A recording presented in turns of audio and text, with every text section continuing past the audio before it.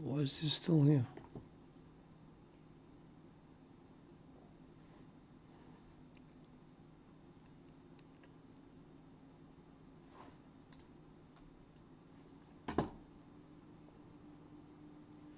Why does nothing ever work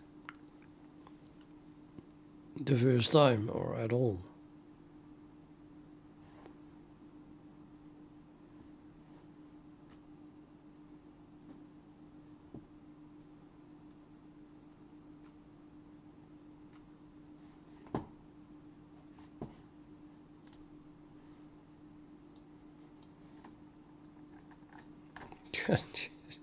Fucking hell. Seriously.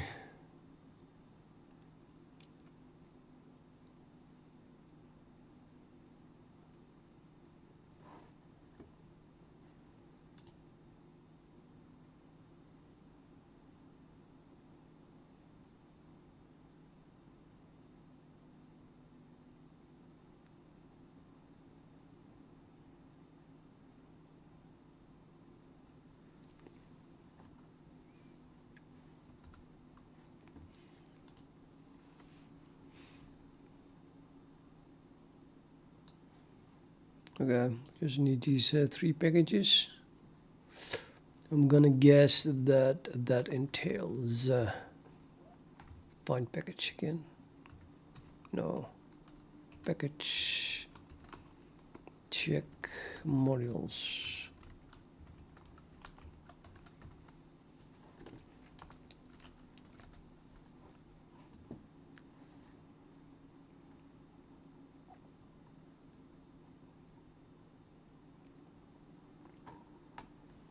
No, it lost.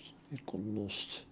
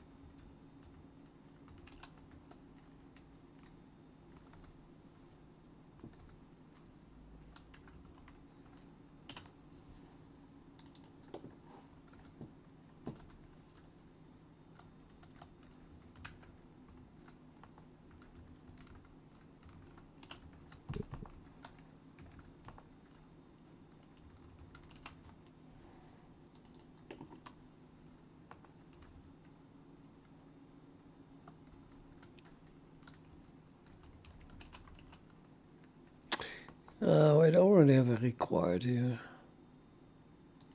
So I probably don't need to do that.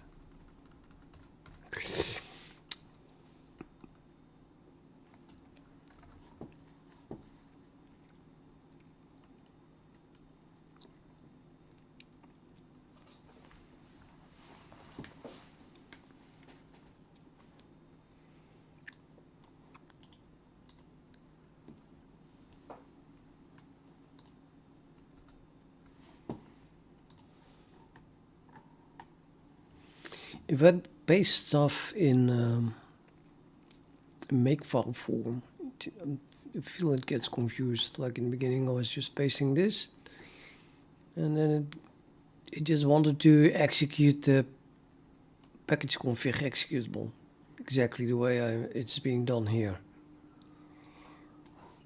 But yeah, that's nonsense. So then I said instead use this. You have to really spell it out. So I think it's better to just describe what I need in English without showing how it is done in the makefile.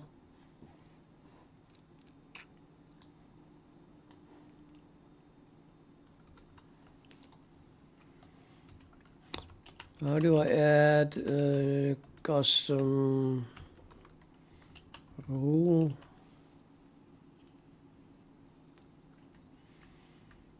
To generate a dependency.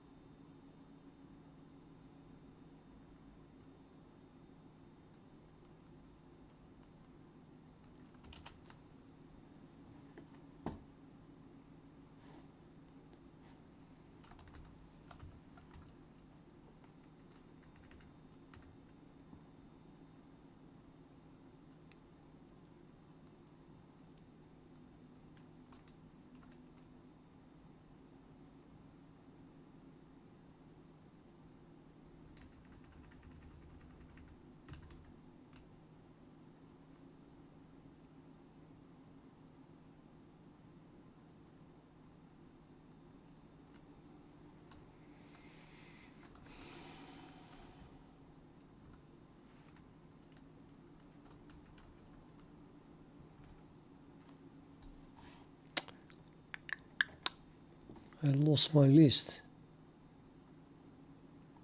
These things. What I edited.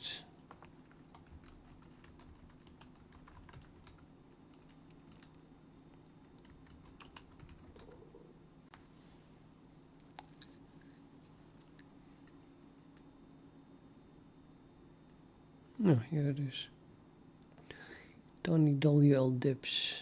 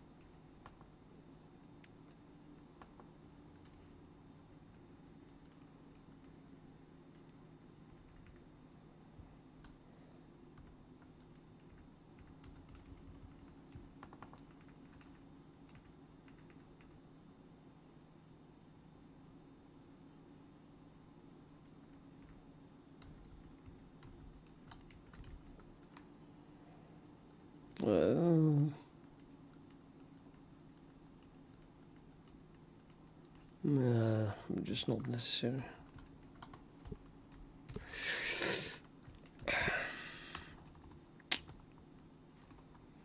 Just make sure to.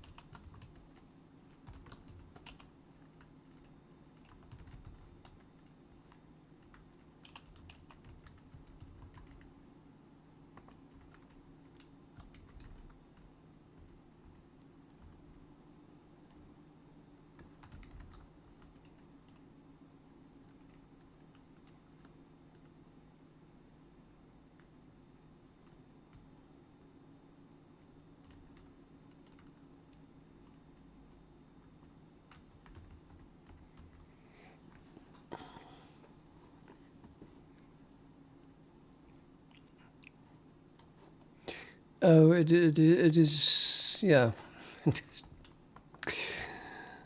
It generates it in the binary there. Let's see if that happened anyway at all. Or just at all.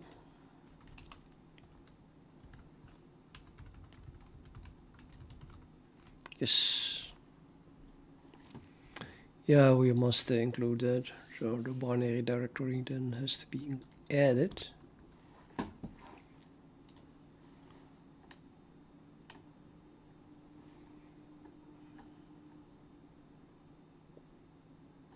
This binary. I thought it was a source there. That's why I deleted it.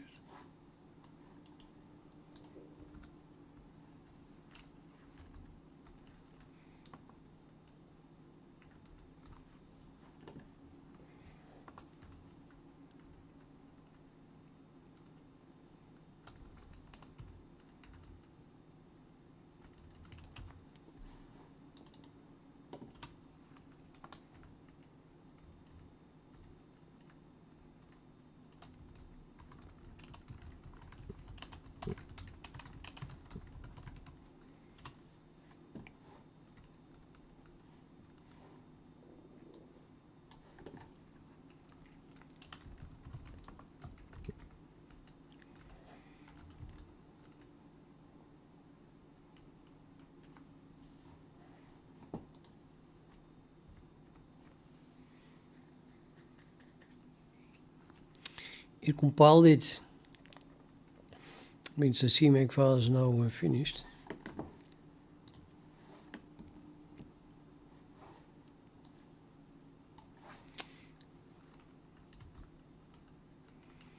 Let's try to run it too. Build there, source, tiny WL.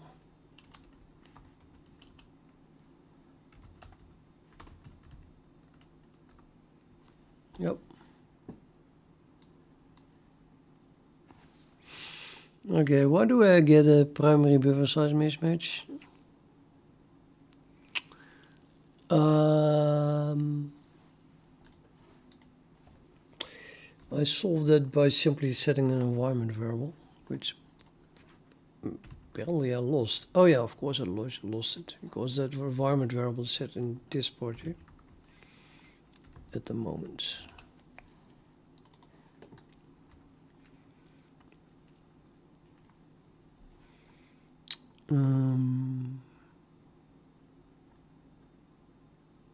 Except I don't see it. Oh, here it is.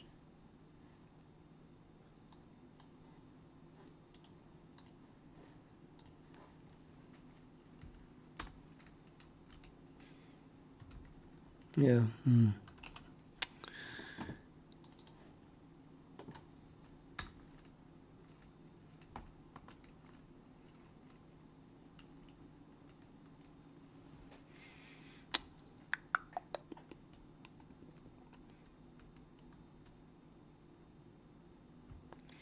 I'll just add it here as well.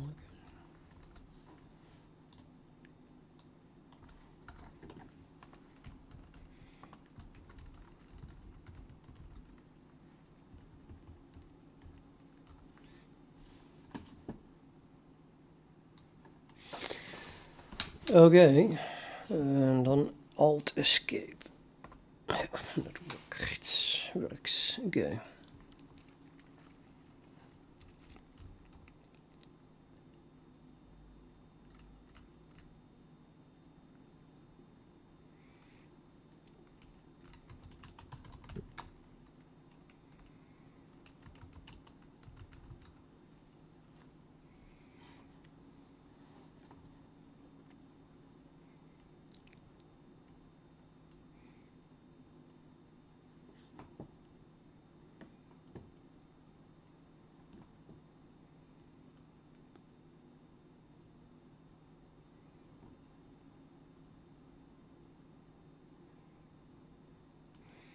Do we have something else unstable?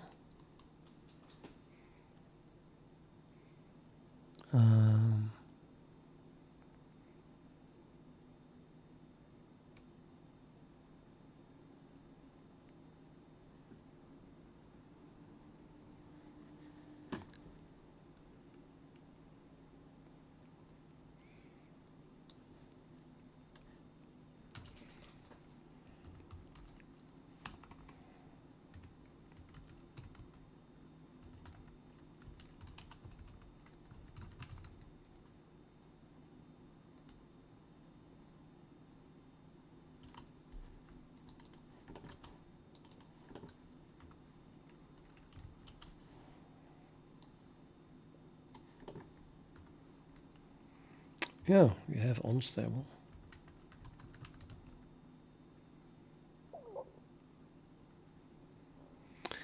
But I don't think I want to use unstable here because it's actually a good question. Is there wlroots need not also using unstable then? Hmm.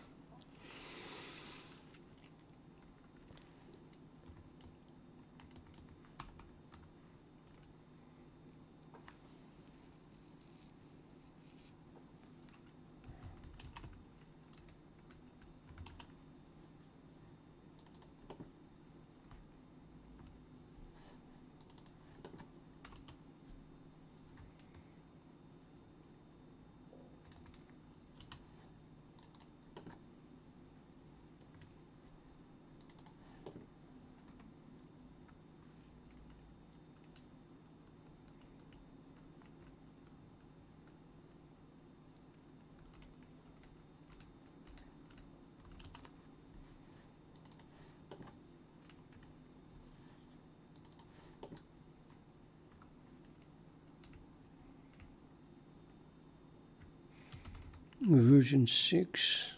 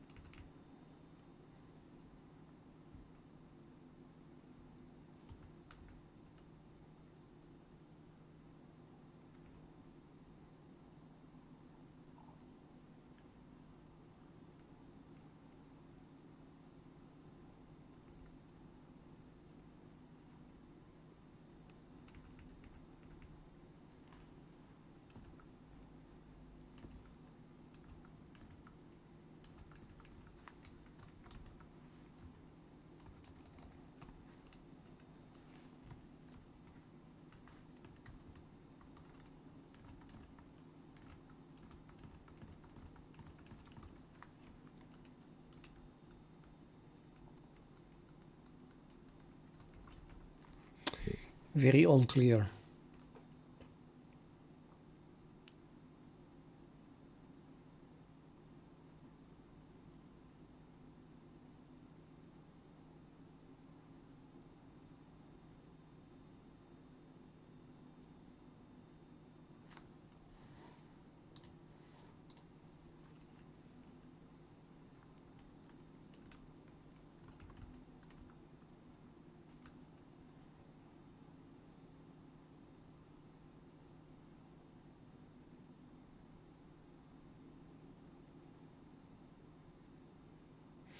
Now, I don't know if I can use the wlroots version 0.19, which calls itself unstable,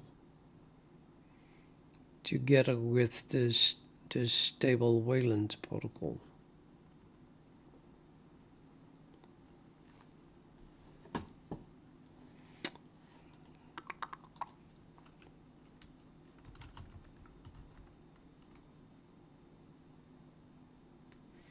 So where is this protocol defined that is being used by wlroots?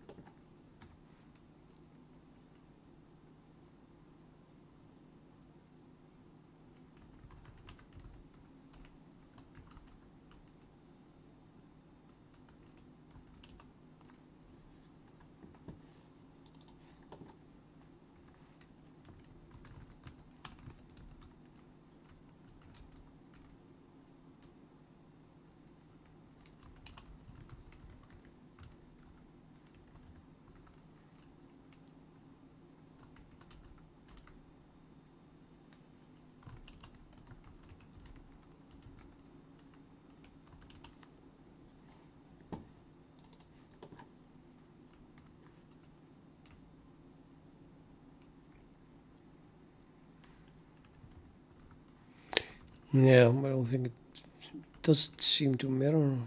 Nobody mentions stable or unstable at all, on the looks of it.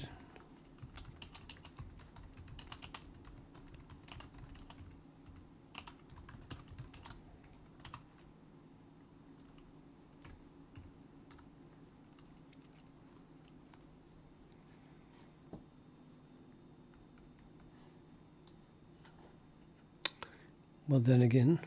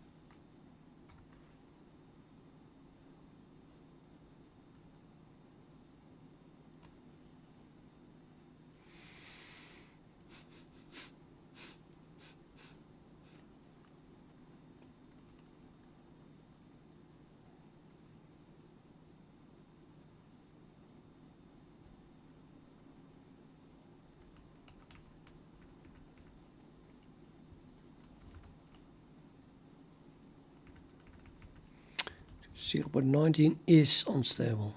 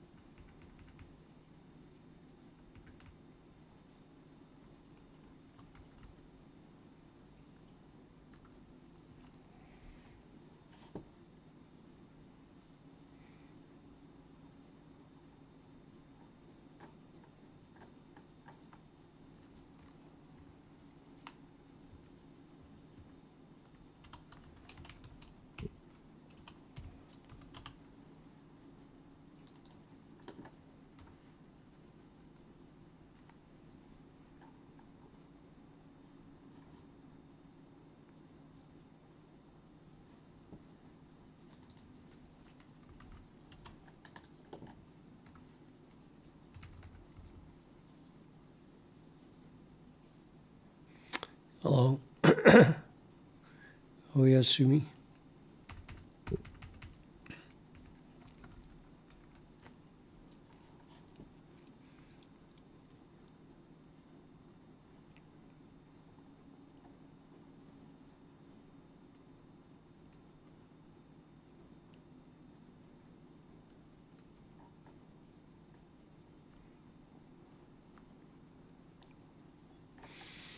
Yeah, currently I'm just trying to figure out if what wlroots calls unstable, if that is related to the unstable that the Wayland itself uses for its protocol.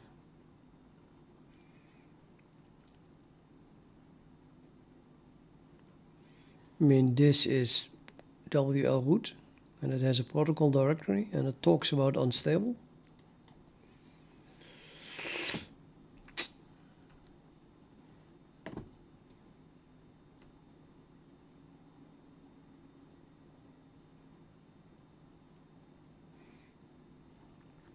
Yeah, LLMs don't know anything, and they can't even improve anymore. So unless something huge is going to happen,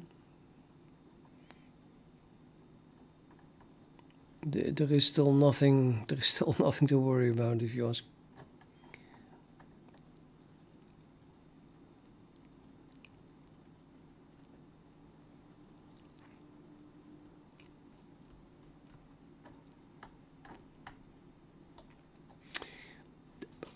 This is a typical something I should ask on IRC, I guess. Maybe I should just join the channel again and then ask it.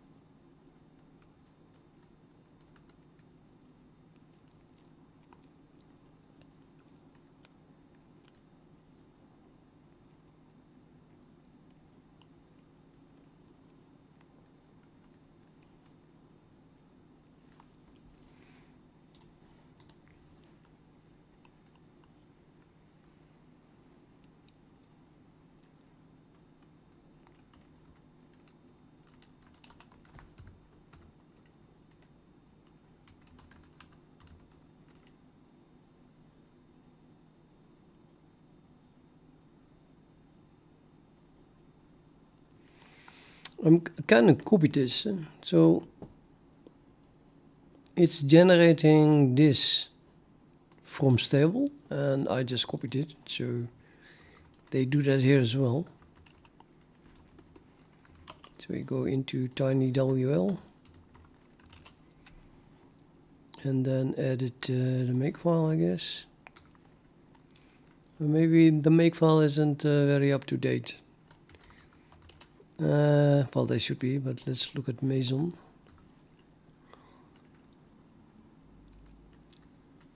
Which hardly does anything.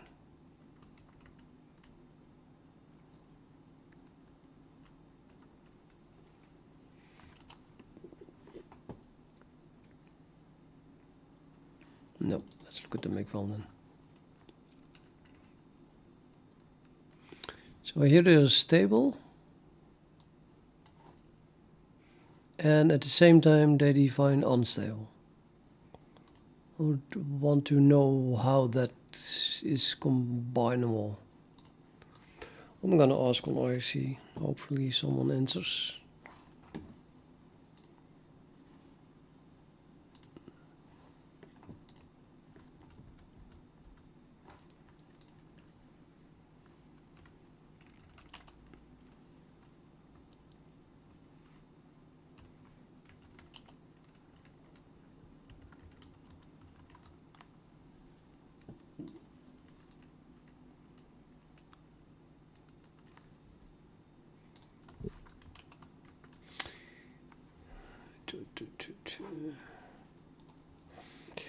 The makefile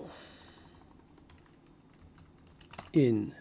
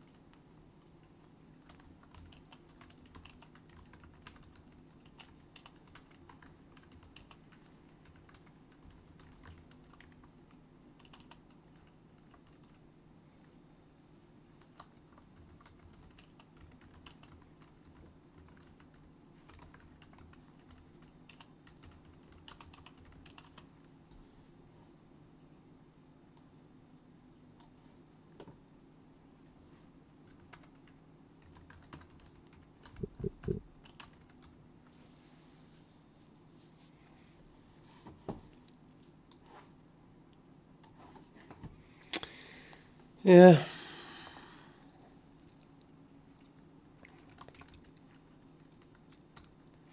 Yeah, I see Libera.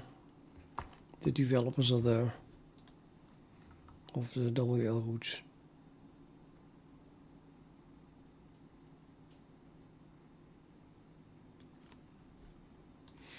Now let's convert my thingy. When I know, let's first commit this.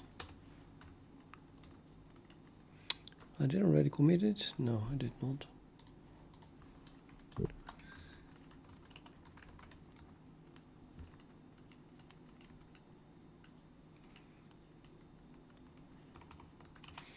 I don't know, it feels a bit ugly, this whole thing here. Is that really all needed? Package get variable, Wayland protocols, package data there. Well, it's a single line and I need it, so nothing we can do there. And there is no required, so I guess this is reasonable as well. If it did not succeed, then just bail out. And then again for that variable.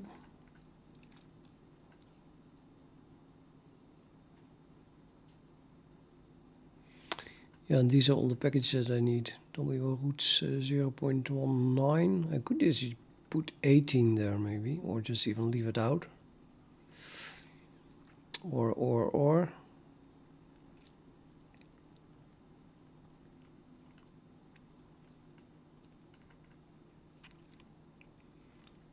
And there's then the custom command to generate that thing. Yeah, I also need that.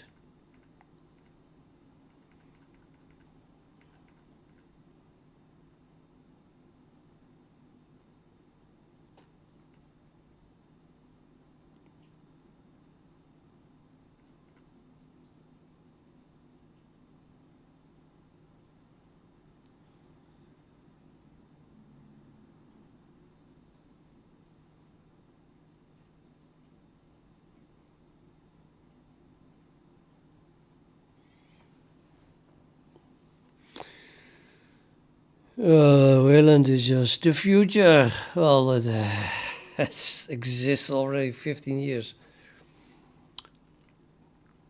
Doesn't really take off.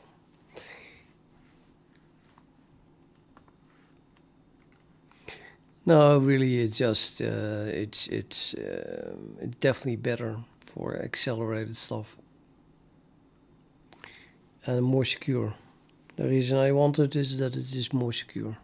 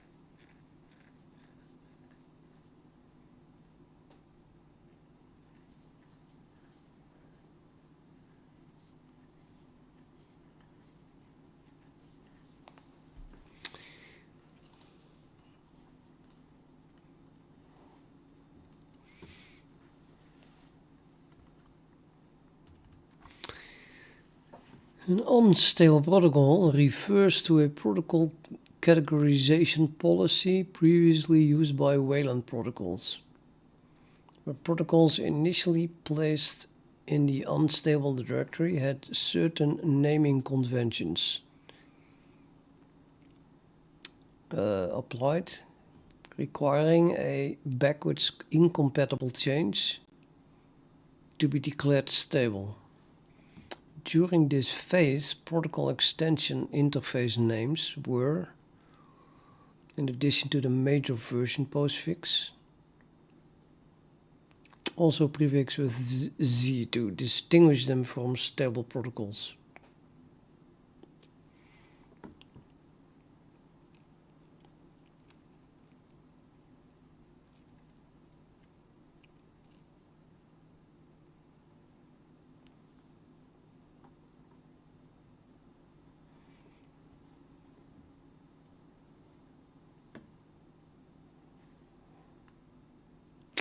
I guess I just don't know enough about these protocols to understand this all.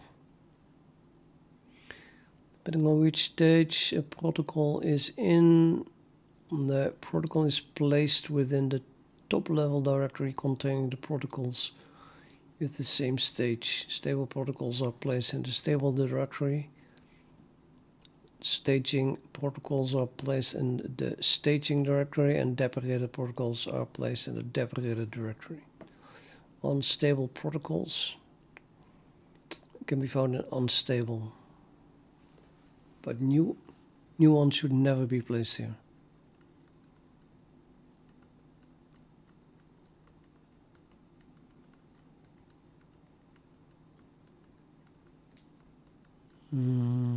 Okay, maybe I should just avoid unstable.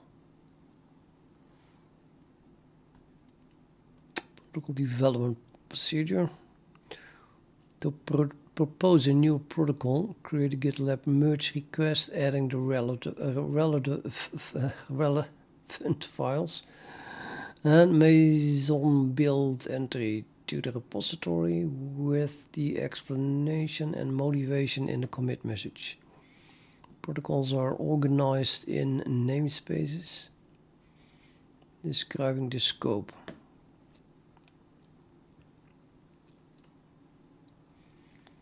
There are different requirements for each namespace.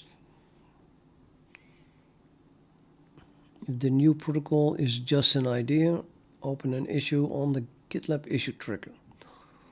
If the protocol isn't ready for complete review yet and is an RFC, create a merge request and add the draft prefix in the title. To propose changes to existing protocols, create a GitLab merge request. Please make sure you CC the authors and maintainers of the protocol who are named in the protocol's README. Please include a signed off by line at the end of the commit to certify that you wrote it or otherwise have the right to pass it on as an open source patch. See the developer's certificate of origin for a formal definition.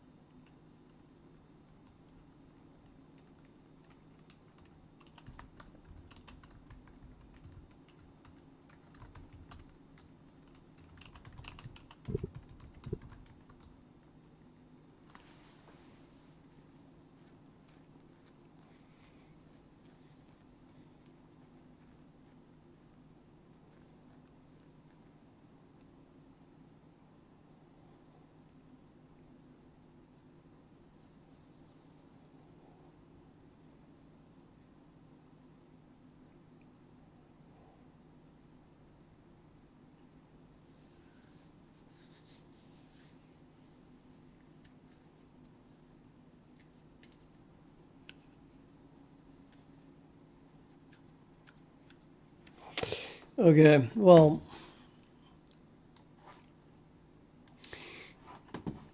on one hand you would say that makes sense. On the other hand, I remember having seen the same thing in both.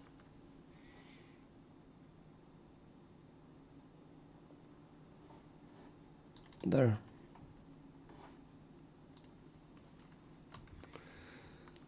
I'll continue typing. Unfortunately, it seems to be not correct. I see both.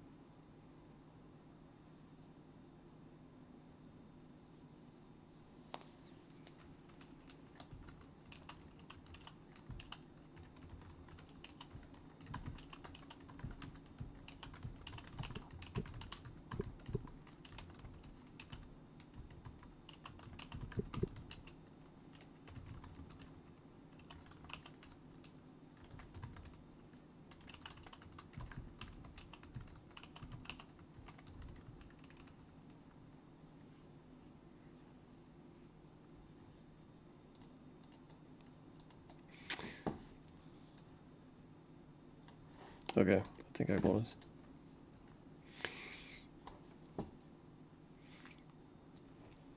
So they say unstable just contains old versions. Version 5 and 6 are old. Older than this one even. So if it is unstable, then you should use stable.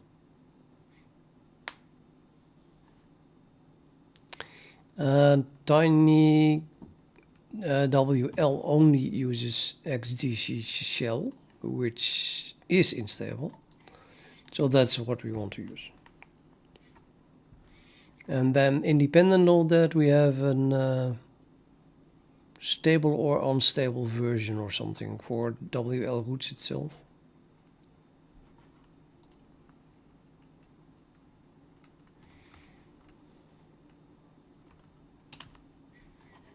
Okay, I'm going to make some drastic changes after committing this. Git status.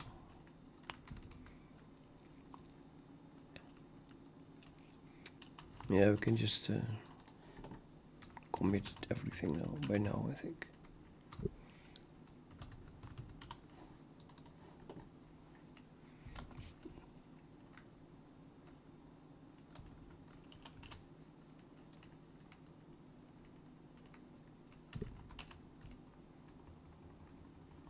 Yeah, I did just this.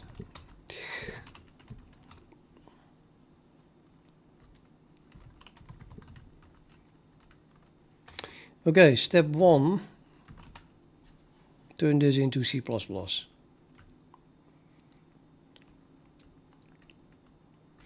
Mostly, I want to use a C++ compiler, at least.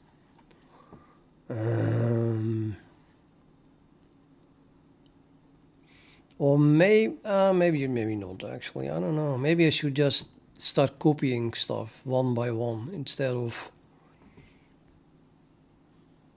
It's probably too much, you know, to.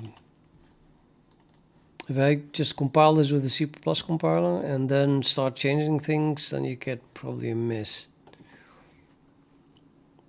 I don't expect it to be portable.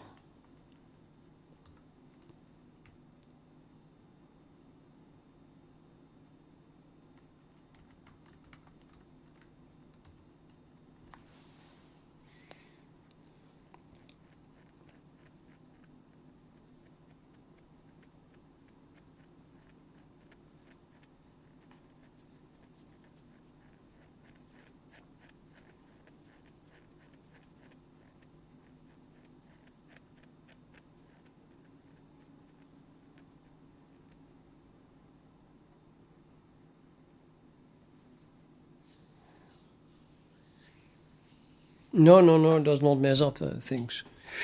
It's just that if I do not do this, if I port things over one by one, I can give it a lot of thought and restructure it in an object-oriented way that I like.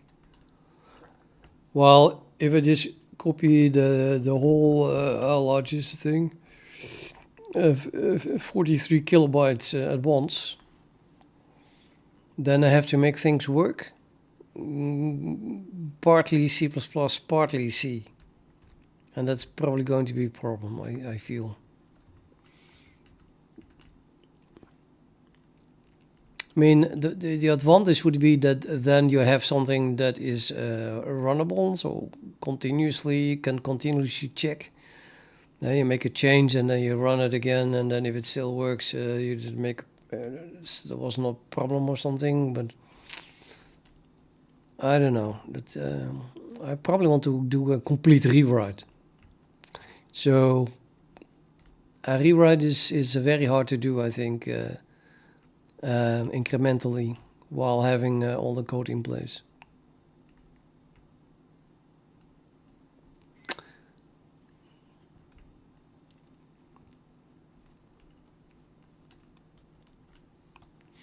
For example, if you look at this, it is the C code approach of of the roots, WLR, and it looks like C code. I mean, it's actually a server object. But then here, procedural calls one after another, or either it starts with server or it is some free function that's being called. On and on and on.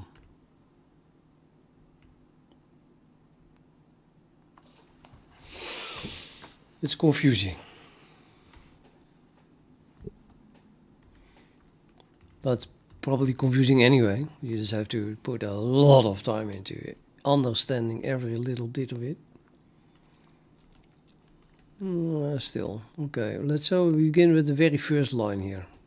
Well, this is the first line actually. Here we have an argc and an argv, but that is only necessary, of course, if you want to have options. Now, in the end, I do want to have options, but right here, tiny WL is just accepting these things so you can have -s with some startup command. And in the end, we don't need that. In the end, you need something more like a wayfire, where just everything is read from a configure file, including startup.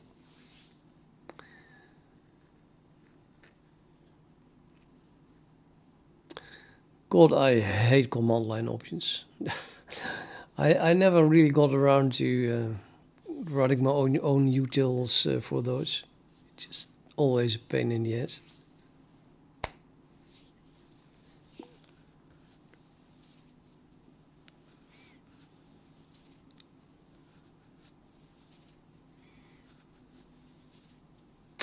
Do you have an idea what for C++? What is the most the least painful way to add flexible command line options? long and short, extensible, maintainable, object-oriented, if I can help it.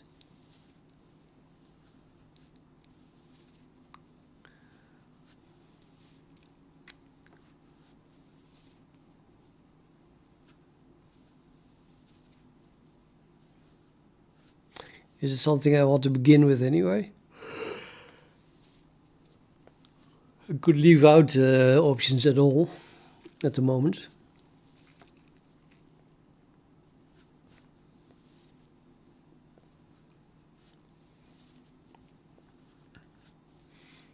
Or I could just leave this in, so I can pass C minus S. The second line here is the WLR log init. I'm not going to use that. I'm not going to use a WLR logging facility. But I think that this is probably required for getting wlroots to print debug output, which happens to use that, right?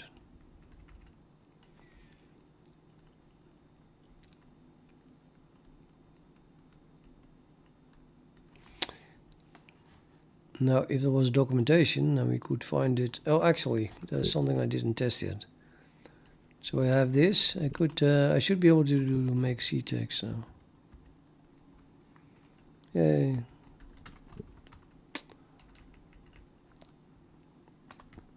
So I can just put my cursor on it and then jump to the definition. That is nice, isn't it? Init importance start time. What? Init start time. Okay, it has timestamps in the logging output. If verbosity less blah blah callback log callback. Ah, you can pass a callback. And then maybe that's going to be used.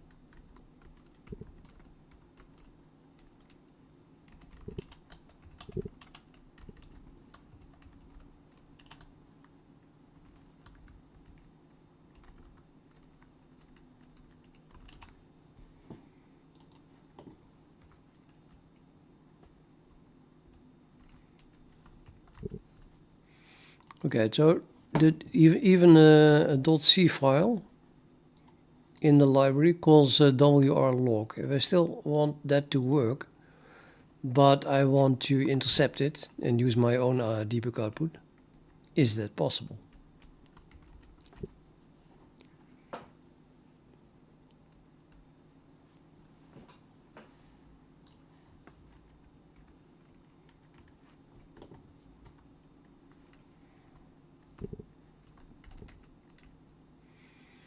It is a define, okay.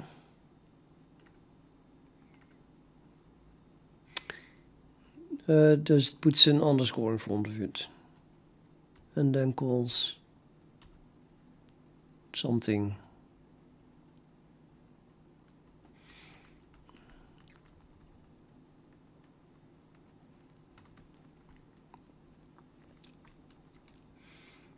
And that calls this function, I guess. Now we are inside wlroots.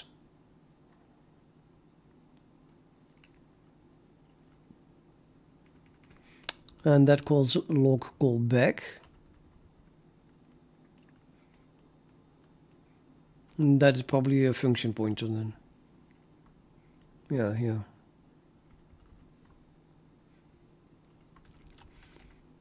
That is a function pointer. And the default function pointer is log standard error, which writes to standard error, I guess. Printf standard error, yeah. But apparently we can intercept it by redefining this thing. At the moment we call that init function. Like, just pass the same function signature as the second parameter. Then that's going to be assigned, and then it's going to call that instead. So what is important here, that we know what the function signature is. The wlr log func t, which is defined in wlr util log.h, like that. Okay.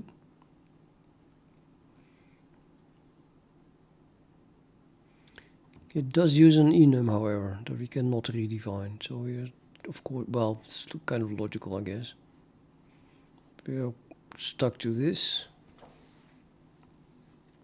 Debug info, error, and silent. Not sure what silent means here. Well, silent is just a value, so they never print to it.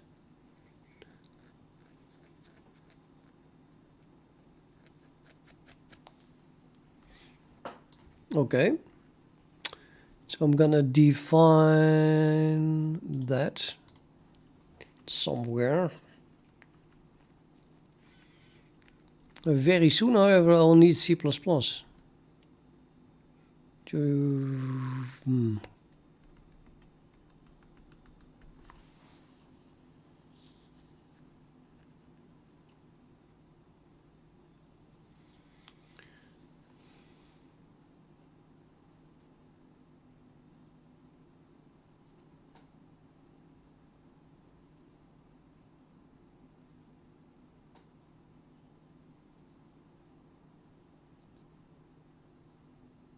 Okay, let's just start with making a copy of it, but then in C++, but then only a very small minimum. So I'm going to copy this to .cxx, and then let's make it work.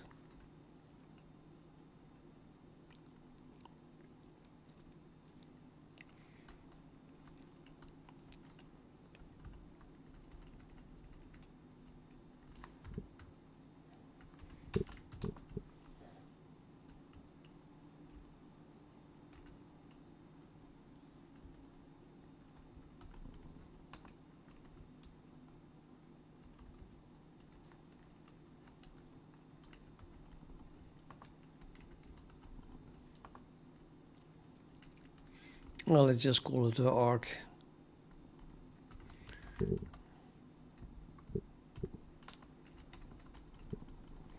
From the get-go.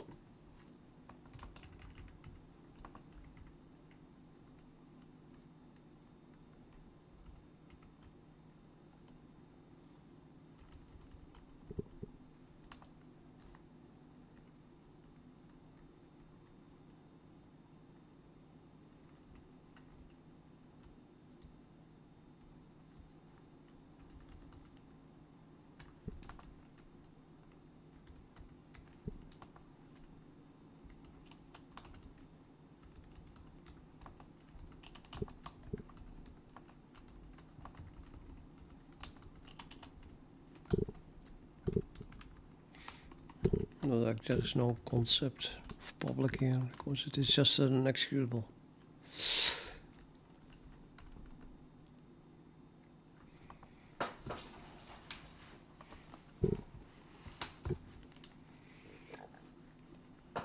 Feels a bit weird to remove the private here though, because these are just object files.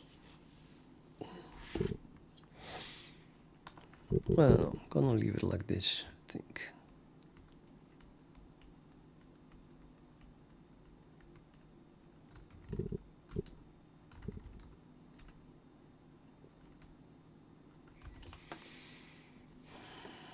Interface public or private option must appear as the second argument. So much for making that decision.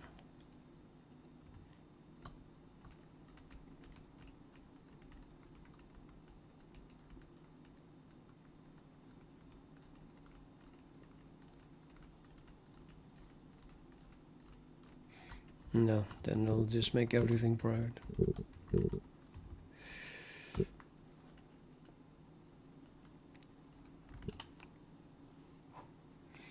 Static, you know, now we are compiling with C++ compiler, and there you have it. Static array size is a C99 feature, not permitted in C++.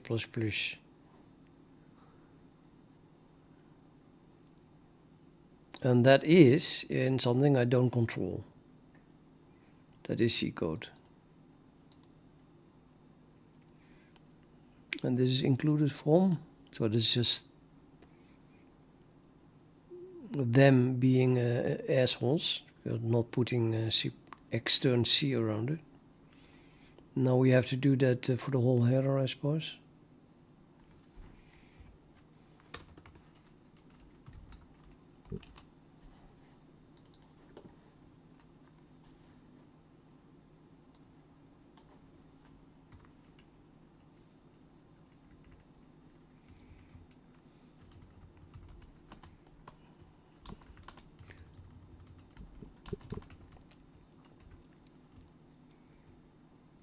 Standard bool? Is that a C header?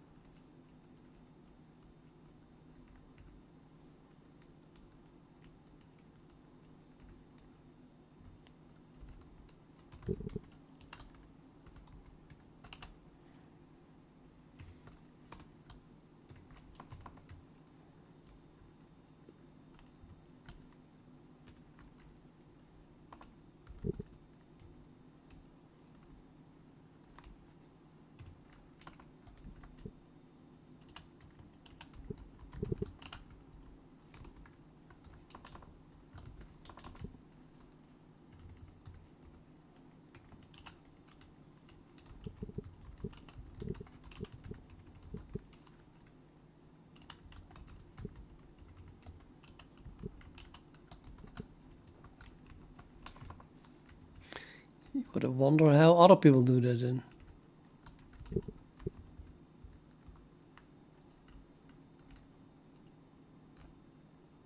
Now what?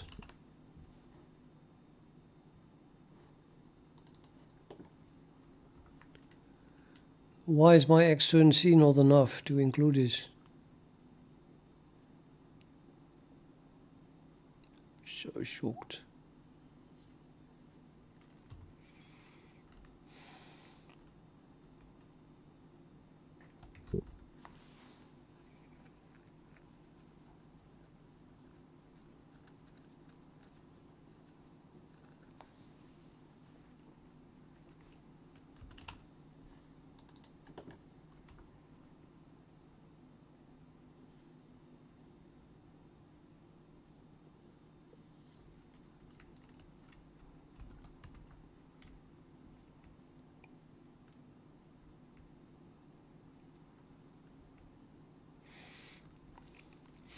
Yeah, extern C is just for linkage, isn't it? So they should put it here if they want to support C++. They definitely do still not.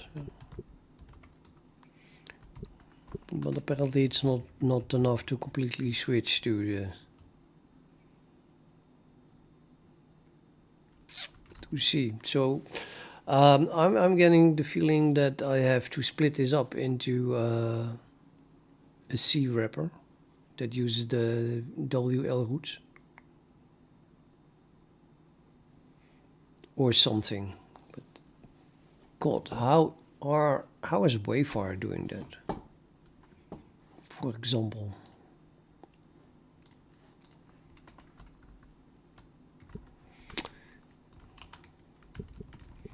It was puzzling.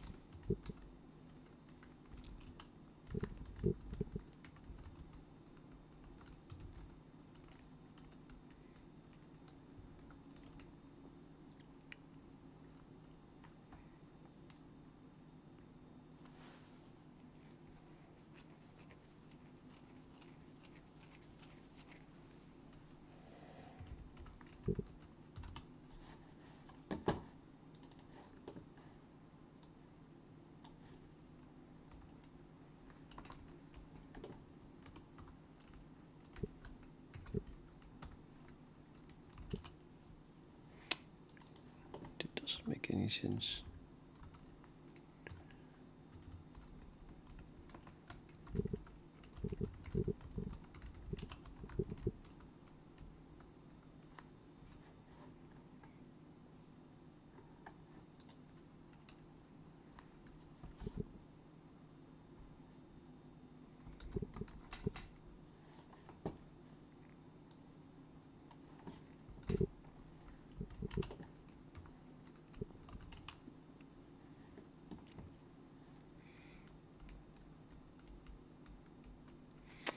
Yeah, well, they simply don't include that.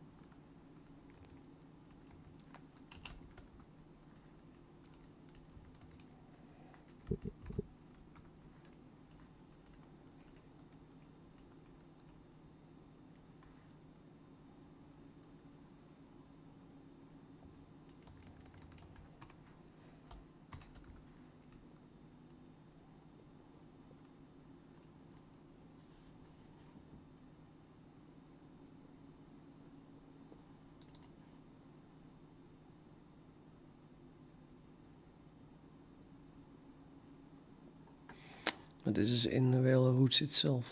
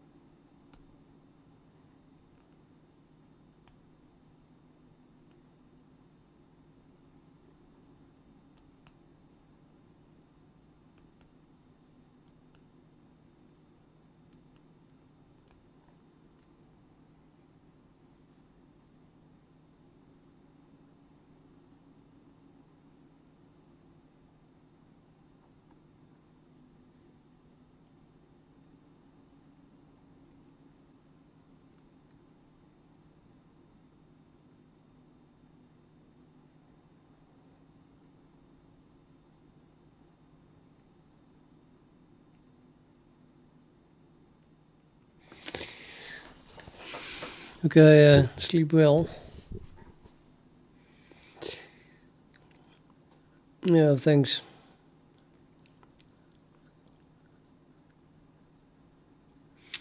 Yeah, that one problematic header they just don't include. That's one way. So let's just try to comment it out. See what goes wrong.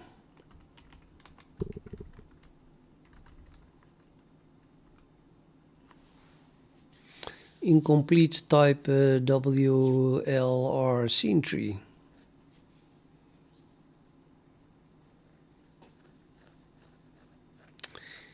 This is so incomprehensible.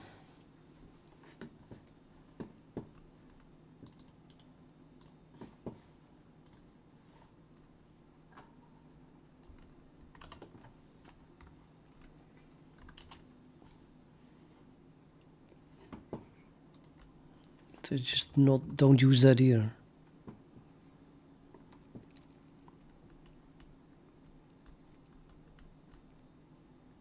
But.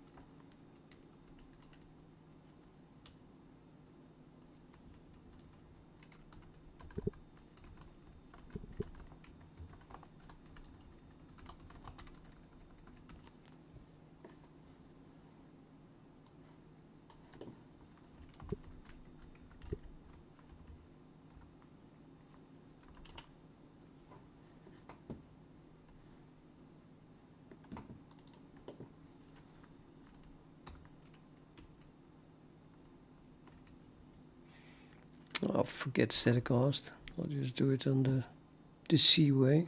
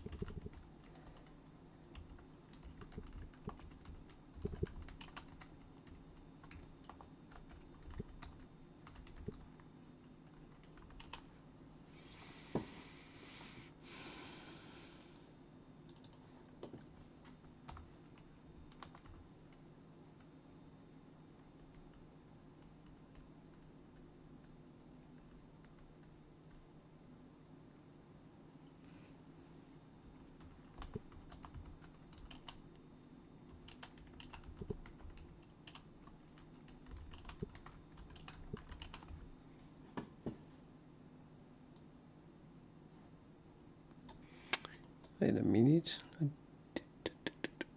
Model error. Incomplete type. Ja, dan might as well remove it, right?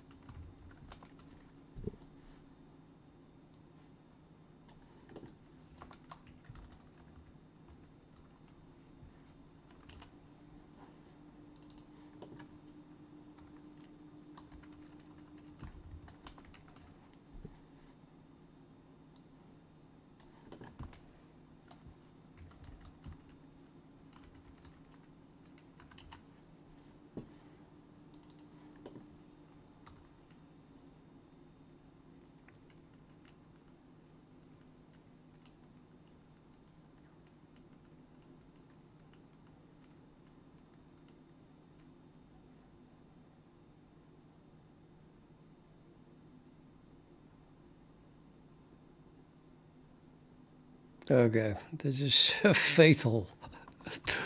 The comment is out, nothing will be drawn. Jesus.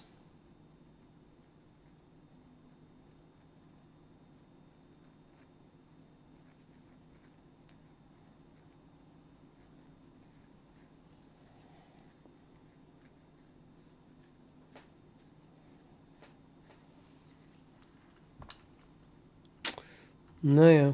I just wanted to get it to compile it all, I guess.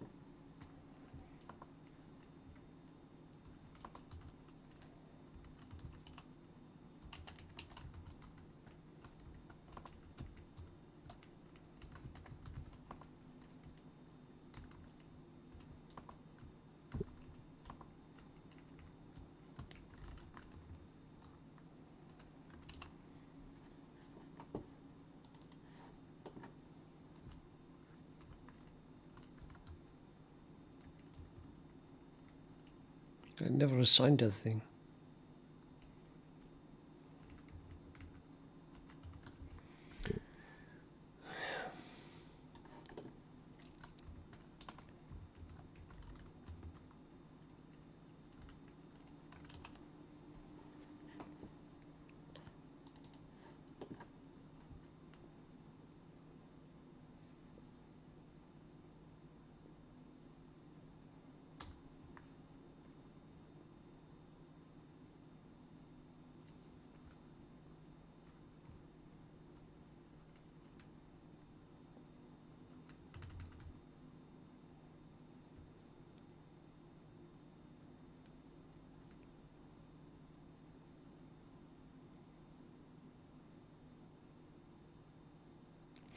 It's not a small problem, it's a serious problem if you don't have the WLR scene tree. And then you go to, this is a really tiny compositor, minimal number of code. And then if you go to a full-fledged compositor, wavefile, it doesn't even use it. It's only inside wlroots itself that is being used. What the F? Did they really work around this because they couldn't figure out a way to... Oh, we're at the end? No, we're not at the end.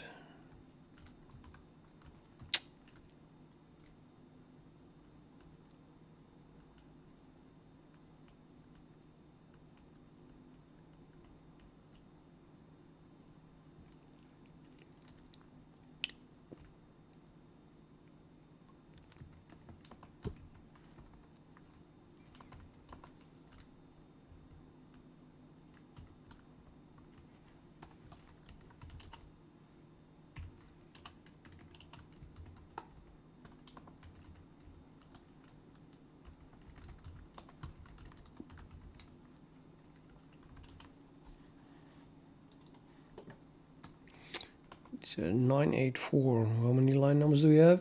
Oh, we're getting there. Okay, in that case I'll continue.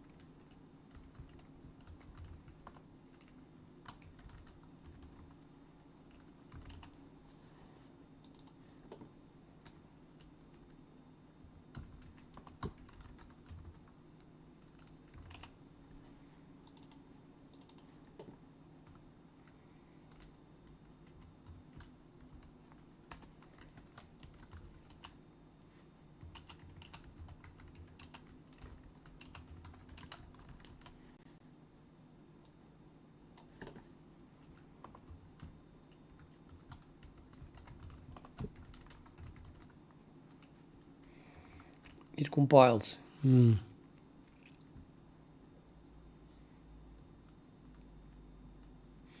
that ain't gonna run. I don't believe it.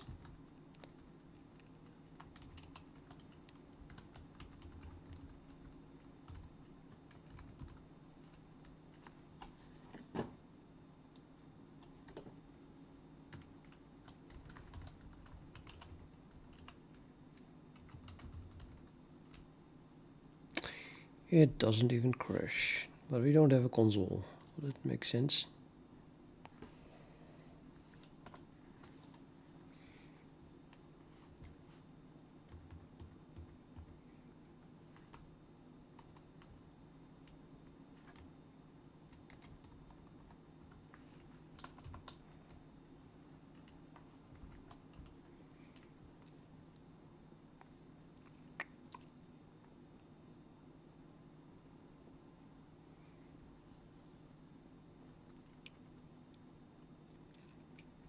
I think we have a C standard IO also, but yeah, I refuse to use that. Gonna get rid of that one.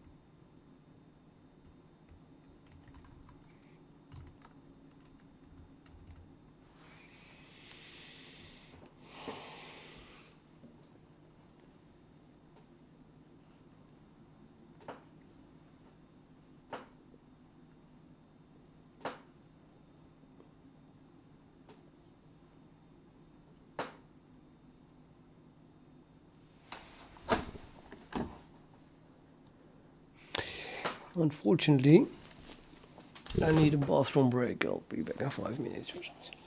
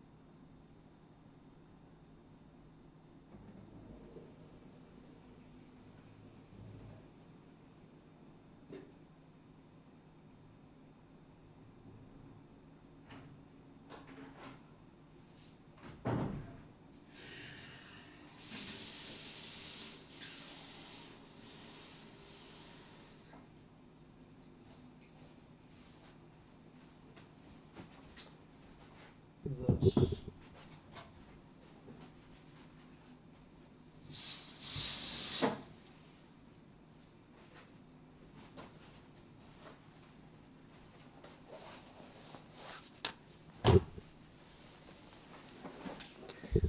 Let's say I'm kind of flabbergasted, if that's the correct expression,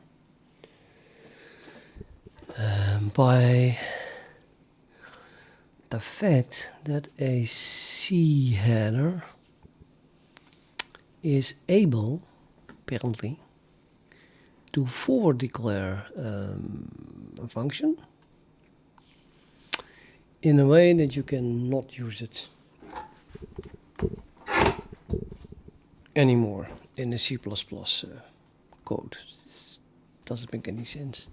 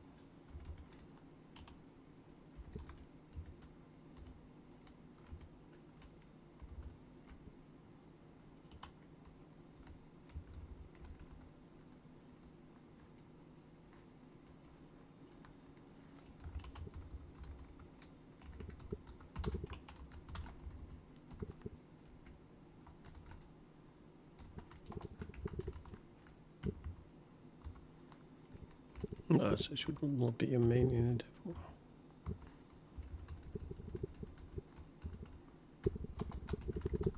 Doing a short library, so I'll just add a output to that. Doing -c.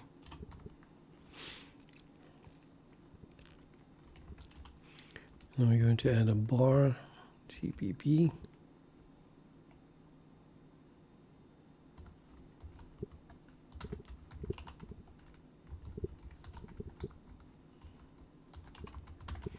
And I want to call that C function.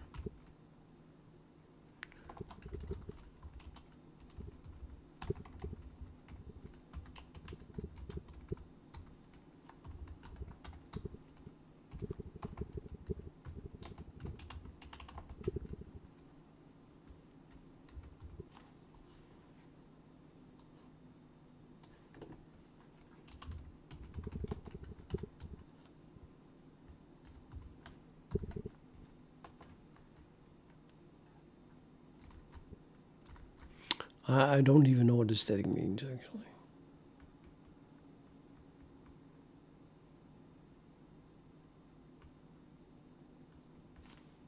Let's ask ChatGPT because I have no clue.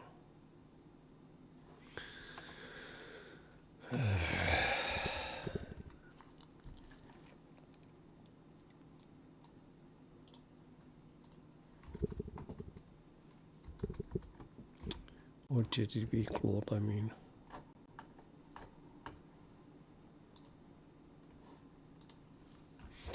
I have this C declaration.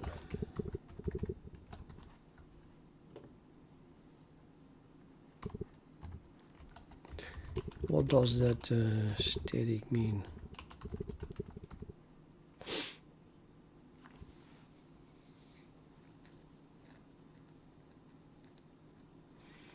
The array parameter column must have at least 4 elements. This is enforced at compile time. Using a compiler that supports this feature, such as GCC or Clang. The static keyword in this context guarantees to the compiler that the pointer color is not null and points to at least 4 float values. This allows the compiler to perform certain optimizations.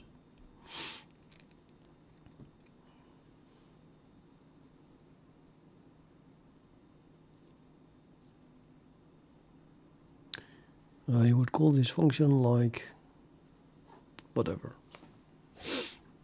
Okay.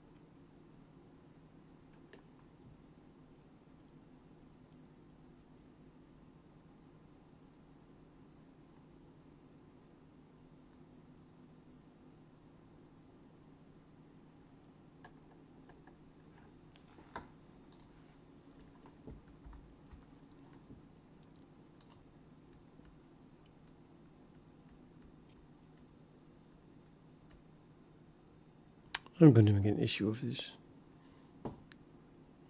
It's just absolutely crazy.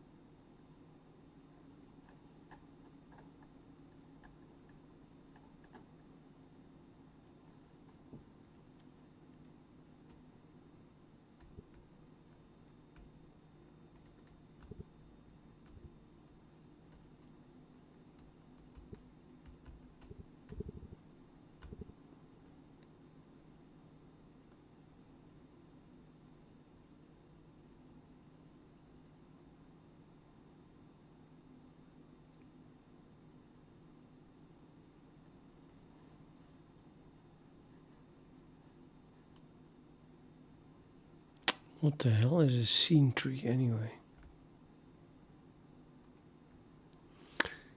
I suppose I can avoid it. So I understand what it is. You just could implement it yourself.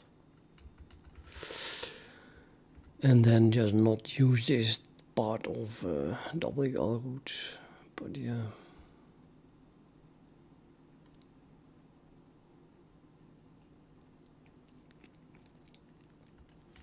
It does pretty much look like every function of this header starts with wlr scene.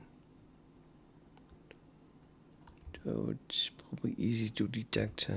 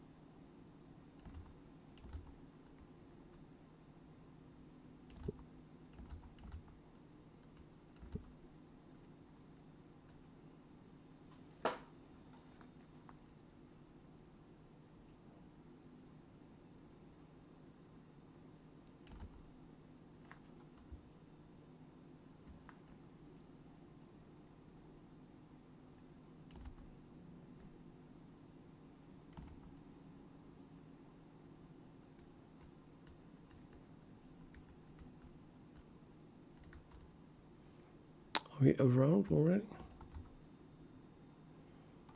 Let's see.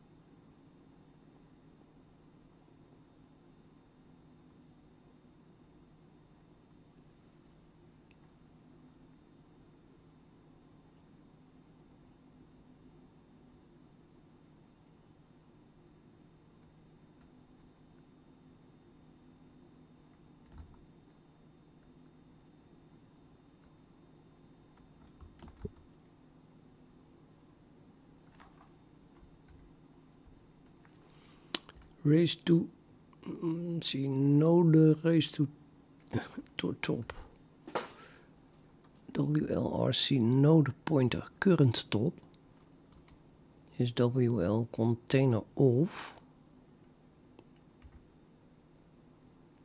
Node parent children previous current top link. What the?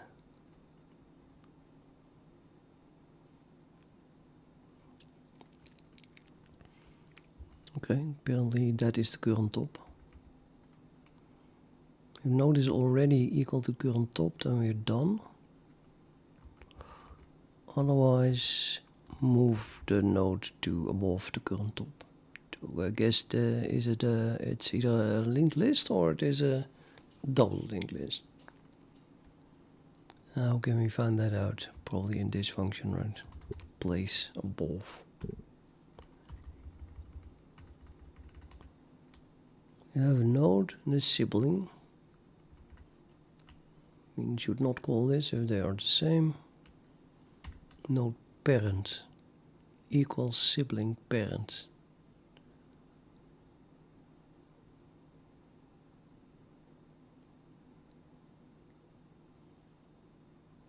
Oh, doesn't look like linked list, but okay. If link previous equals sibling link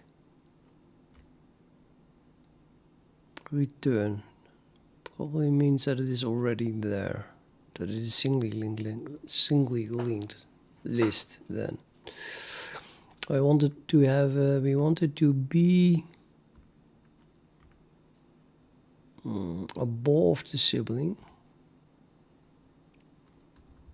and then if a previous pointer points to the sibling or whatever link, then we're already there. Well, okay. Otherwise, remove node link and then insert it again.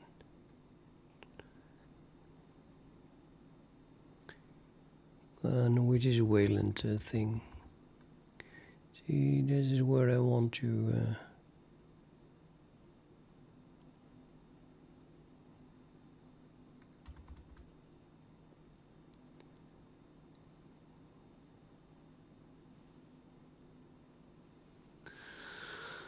have the headers of also the source code of Wayland itself.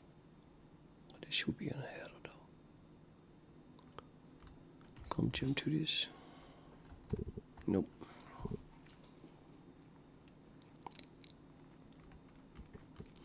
Yeah, maybe there is a good documentation for this online. Let's have a look at wlist insert.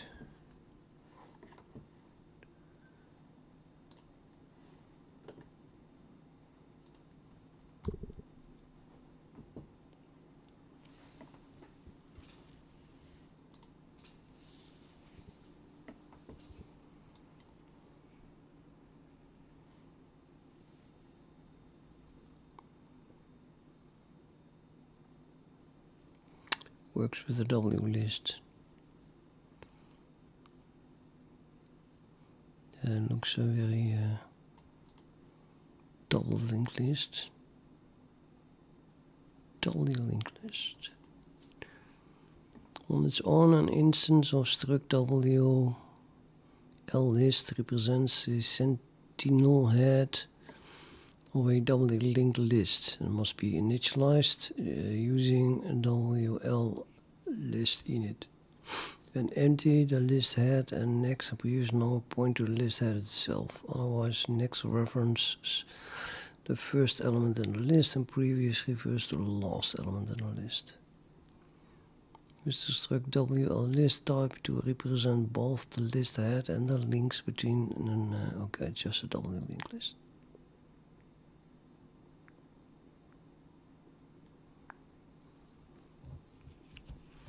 Struct element E1, E2. What is struct element? Struct element has a link in it. This is down the list, and this is each element has a link in it. So this thing just has 2 pointers, probably previous and next.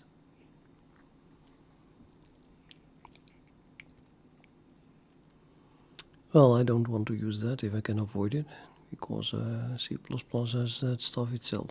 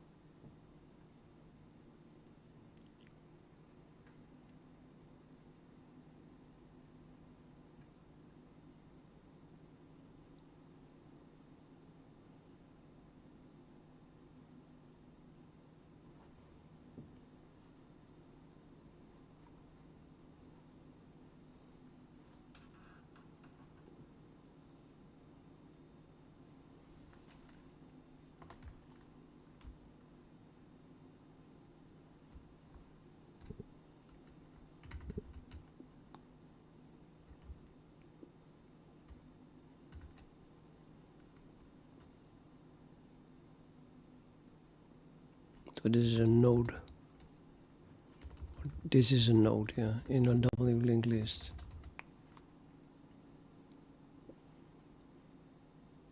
but there is also a parent.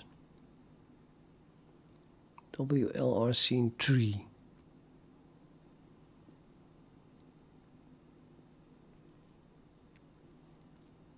Those are the children, I guess.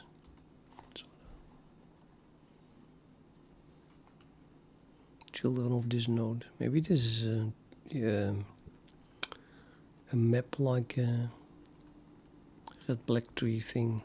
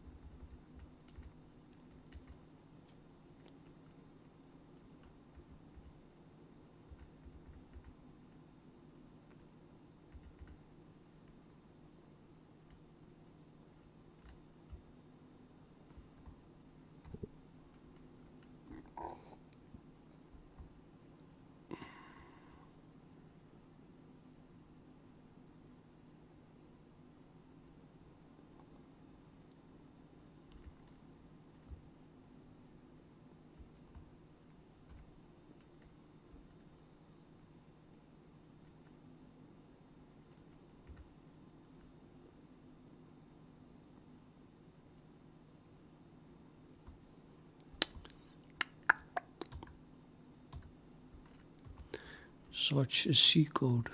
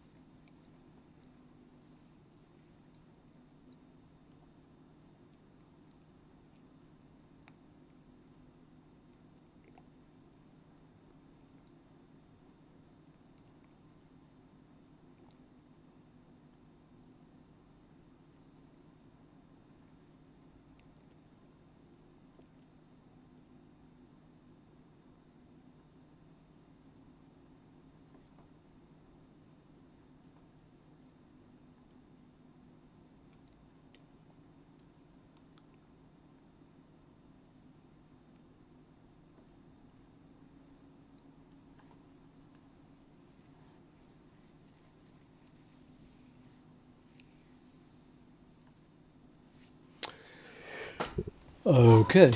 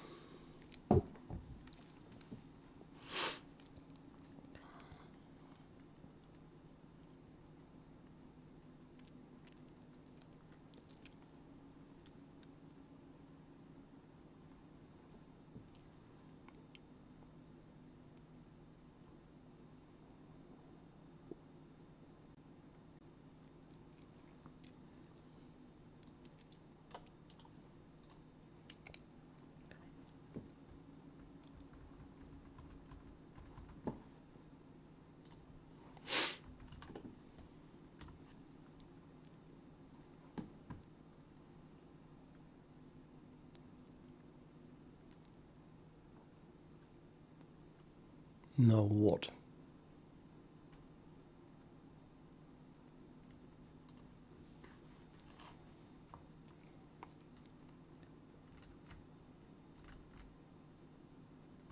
Doesn't make sense.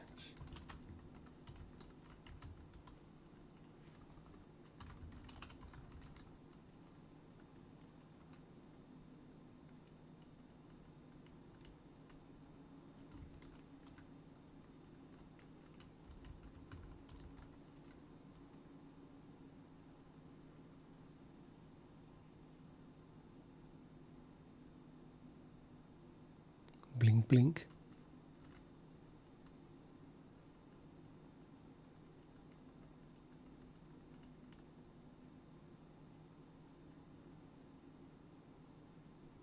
Oh, wait a minute.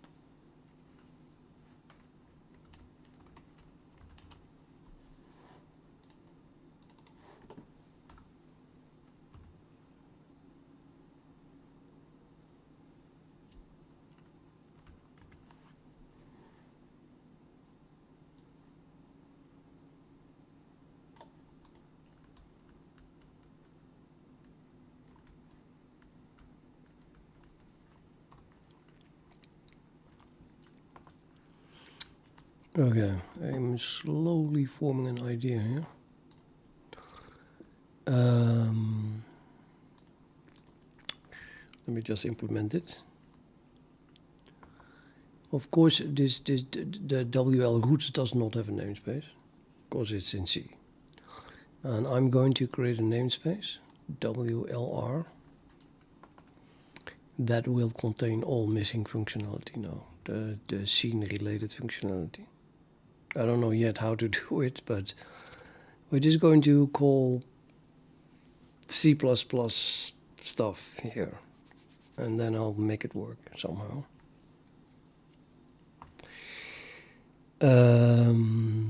So that's going to be the wlr scene. And why not put something in a subdirectory if it is a namespace? So I'm going to have a subdirectory called wlr,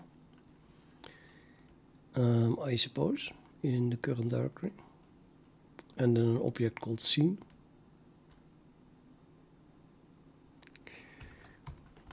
And then we are going to include that here.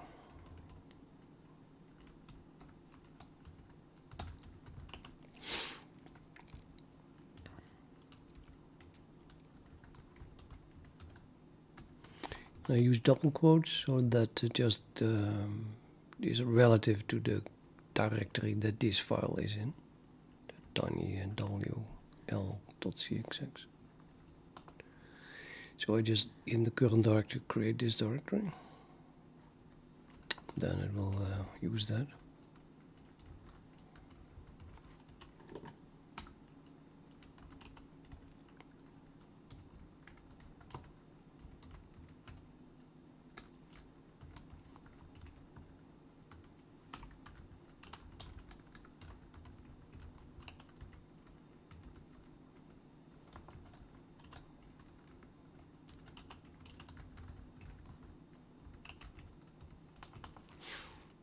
And I want to have in it a class called scene.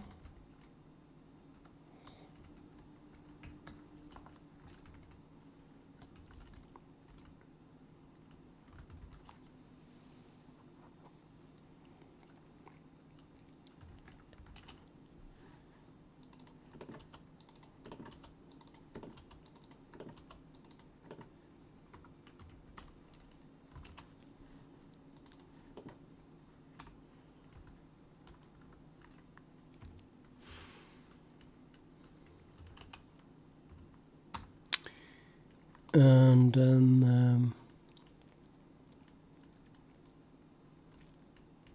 that's the scene tree. So let's ignore this one. That would be scene. No, I was doing something with create, and I don't know what anymore. What's it called? Create scene, I guess. Create scene. Nope, scene create. Yep, okay, this one. So I want to have my server scene back. And yeah, normally it's almost a singleton, I understood. You have only one scene for the whole server. So really, there is nothing to create here. I think it's going to be created as the member variable of the server object. And maybe, I don't know, maybe it has to wait until this point, you know. I mean, so we could create an object called scene that is just virtually not initialized, and we delay the initialization till this point. That might be a safe bet. Don't want to do too much in the constructor. In this case, the constructor of the server. So the question is then, where is my server defined?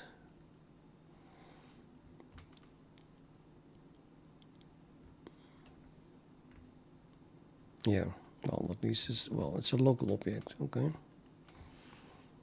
And it is a tiny WL server, which is defined up here. And that thing has should have a scene. It still has a scene here as a pointer.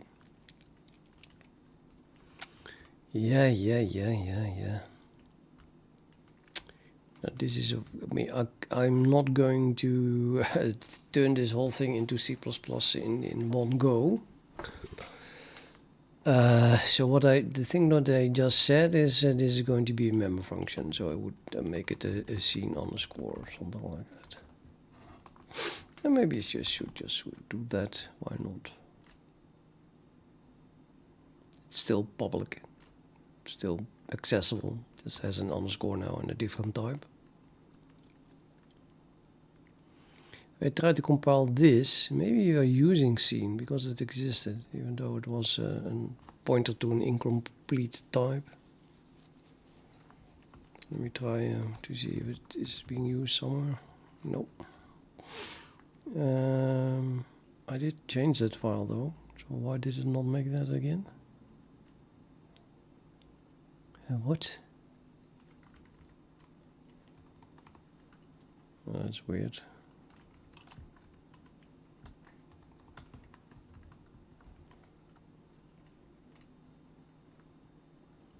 No.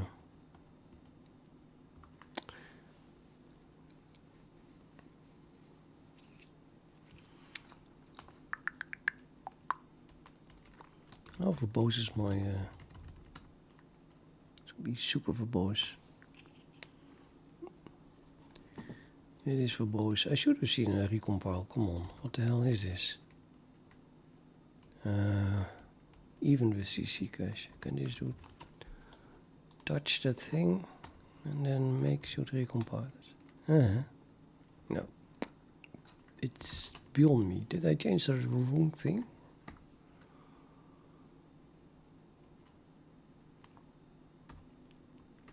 I didn't. Maybe I did, because this thing does not have a header. The scene header is not even included. Huh?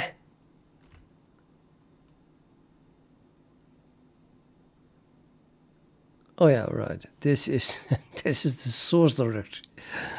Okay, now I understand. Yeah, we can't do that. That is bullshit. What I did here. So, what? No. Wait. This is the current directory. It is. I saw wlroots. I thought it was. It is, but it is in wlroots. See, I'm changing the wrong tiny.c. This is just I copied this to my project, but if I jump to this thing, it's jumping here. That's not what I want. Let's fix that first then. Yeah, that's annoying. I should not have done this.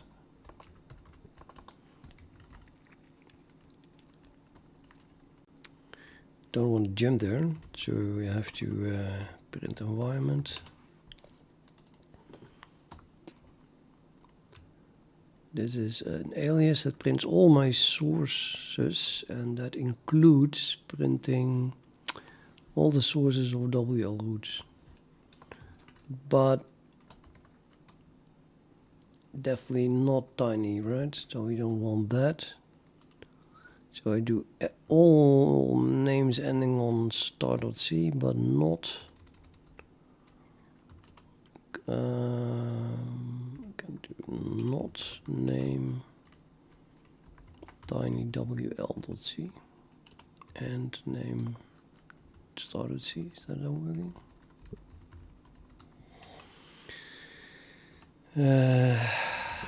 Just try it out like that.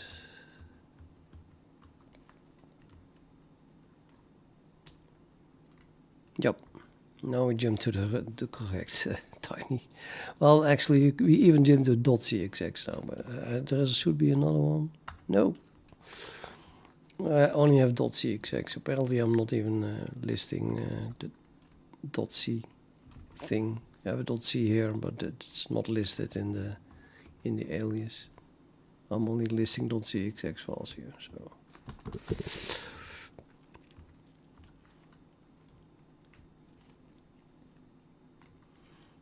And this scene was commented out. Okay. So we're going to replace this thing now with wlr scene, and then I put an underscore there. In the end, it's going to be a private thing. So that should still compile and actually compile. And then we have, see, but just a random remark. You saw that I made a change, and then I typed make, and I expected it to recompile it, right? But it didn't happen. And at that moment, I did not understand why. And I think that a lot of people then say, yeah, I don't understand it, but whatever. Let's pretend it didn't happen. But the point was that something like that is a red light. If there is anything you don't understand while coding, then you have to figure out why. And in this case, it didn't recompile because I edited the wrong file. So it was important that I was like, huh? And then I just figured it out what it was. Okay, so next is that create, yes. And of course I forgot again what it was called. How many creates can we have?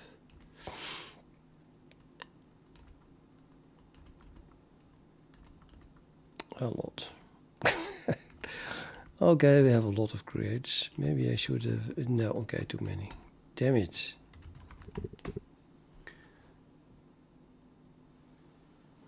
This one. Oh, might as well go there.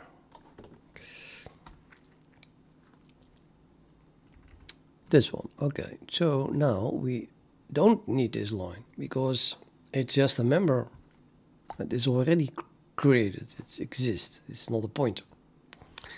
But we still need to initialize it.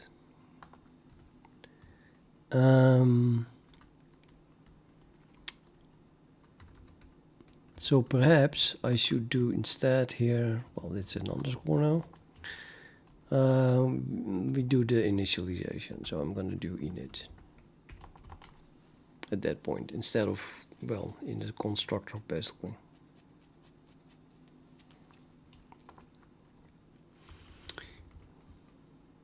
And then the comment is changed to initialize the scene graph.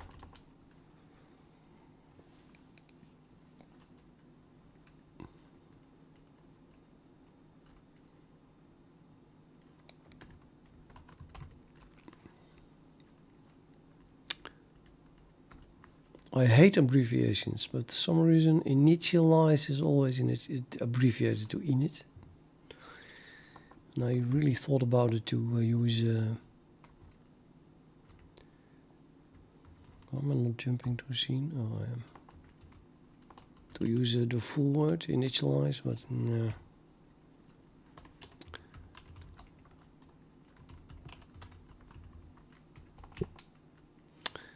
Right. Okay. And then maybe I probably should add a source file instead of doing it here in the header, right? I mean, it's laziness. So scene init.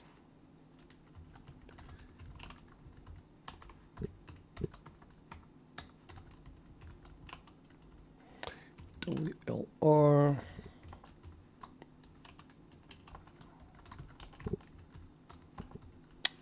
Void scene init.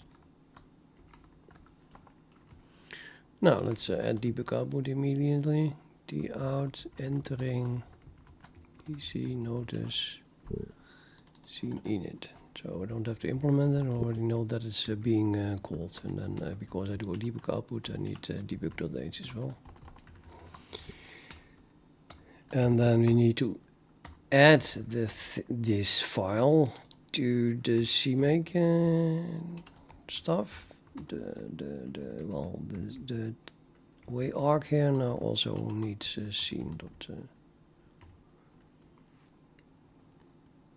Exec. Well, actually, it's in a subdirectory, right? So I could make it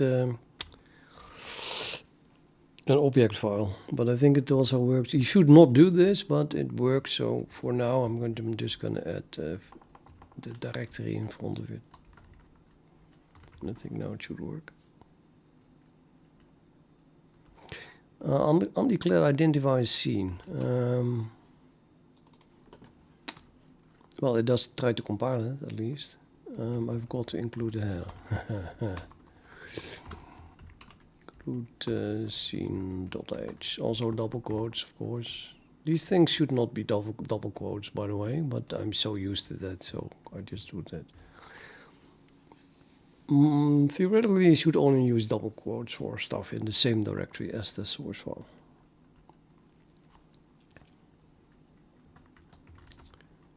I have a tendency to use double quotes for everything I wrote myself, unless it is installed. If it is somewhere in /user include, then I to use angle brackets. Yeah. Right, and then well, we can run it. I should make it. This is a lot of typing, right? So source way arc.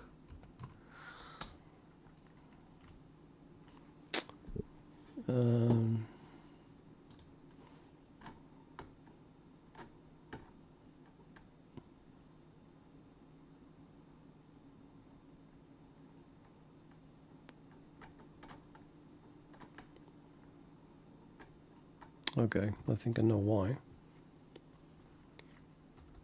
I used the debug output from libcwd, but I never initialized it. So then we don't have that debug output.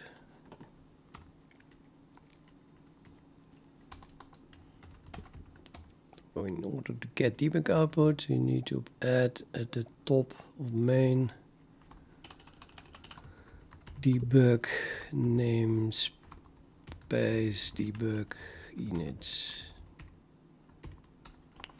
So very close to this one, as you can see.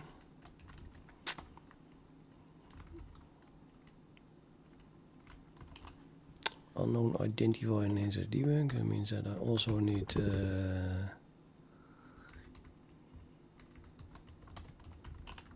debug.h here. Oh, and then we need sys.h. Yeah, you need to include sys.h at the top of every source file, blah, blah, blah.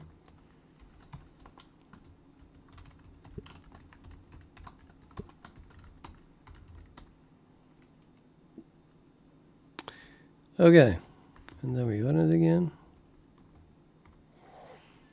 And now it prints it. Entering scene init.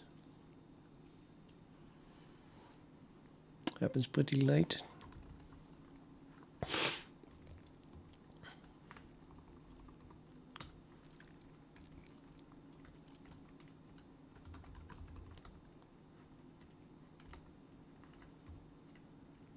Good. Now, of course, this is not doing what the scene create did, which I just deleted. Apart from that, I forgot again what the name was.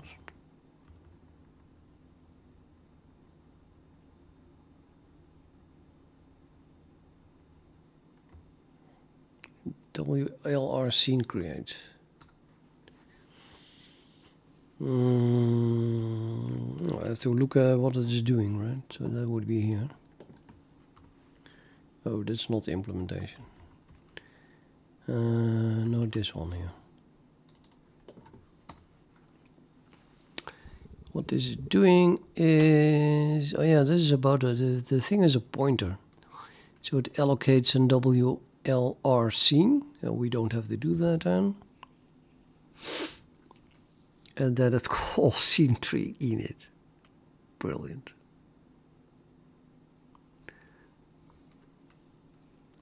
But also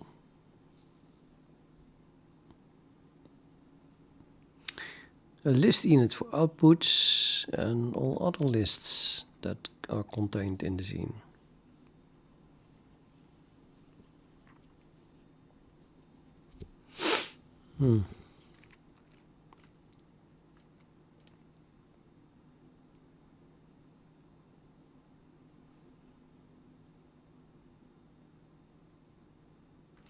Okay, now there's two options. Either I implement everything myself, or we try to use this and then just wrap it in a C++ something.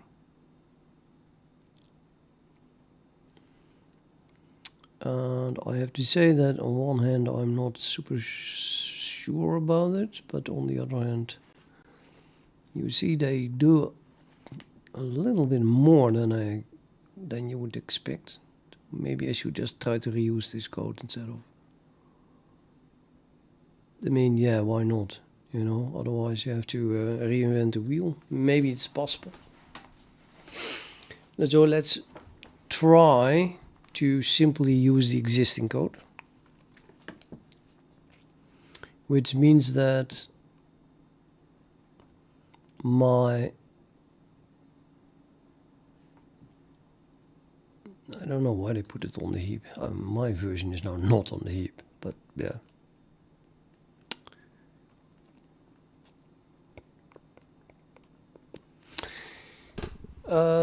Oh, wait a minute. There is a good reason for it, actually. No, see, they do more. They do more. They do a shitload more than creation, in my opinion. Since I'm not calling this, we have to duplicate all this code anyway.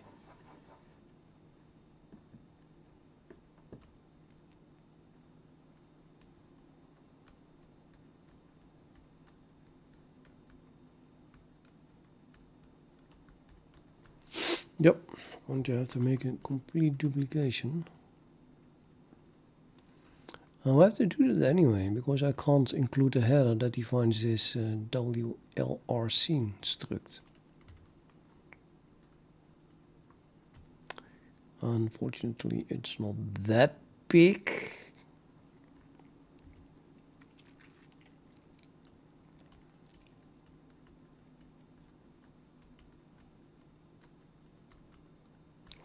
Okay, let's just copy this.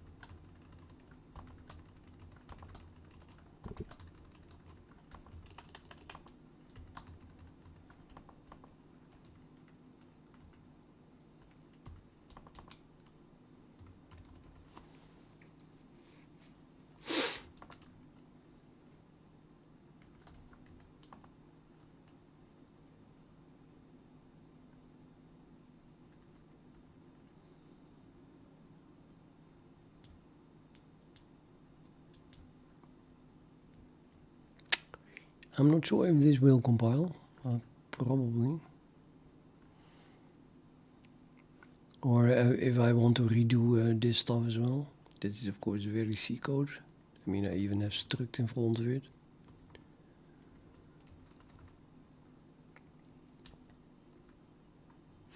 Now, this is defined in a header that we can include, I think.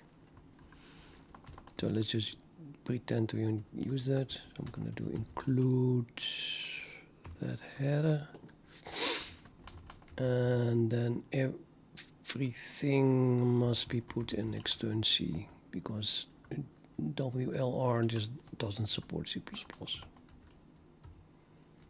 They don't have that extern, I mean. They should have, but... And then all the other ones as well, huh?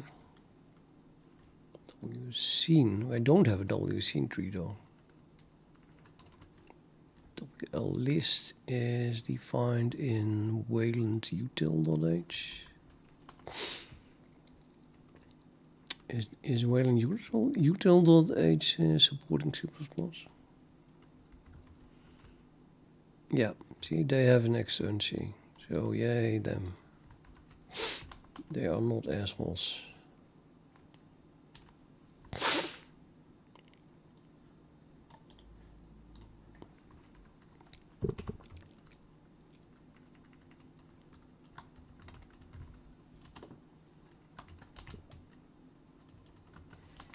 Okay, so that's required for this one, and then this is the one that we already have there at the top. And then this one is defined in, well, here.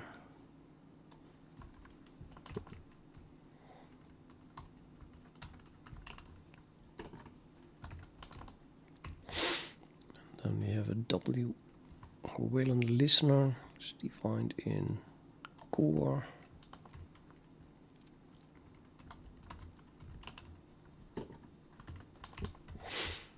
And the WR scene debug damage is again a scene, right? Yeah, we can't include that one.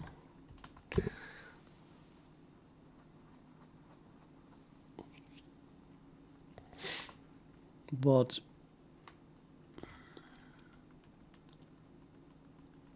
yeah, just can't include it. Period. And what is this? WLR private. I think it just means that all these things are assumed to be private. Well, I have a surprise for you. They are already private. But what is this defined as? Oh, I actually can. No, we cannot jump to it. 141, really? I bet it's a define or something. Okay, what I'm gonna do with this one? Copy it. We're just going to copy it. What else can you do?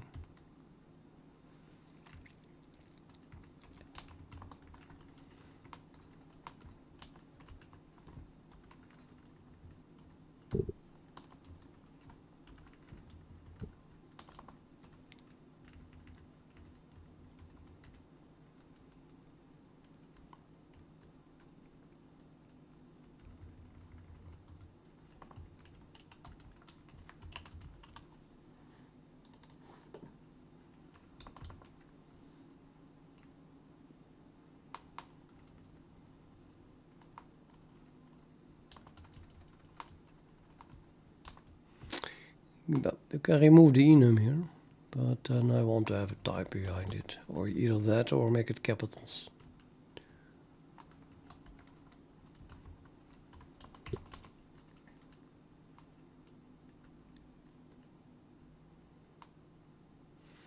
And in fact, this scene here screams to me that it should be inside the class anyway. And it is used private. So I would guess that yeah, it feels like I should move it actually inside the class. Let's put it here. And because it is not writable, I make it public just in case. But yeah, and then we can remove that as well, and then the debug in front of it. Does it mean that it is related to debug code only? Debug damage. Yeah, I think it's debug code only, right?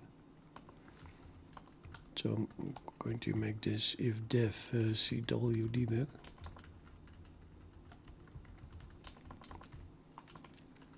So it's only defined in debug mode.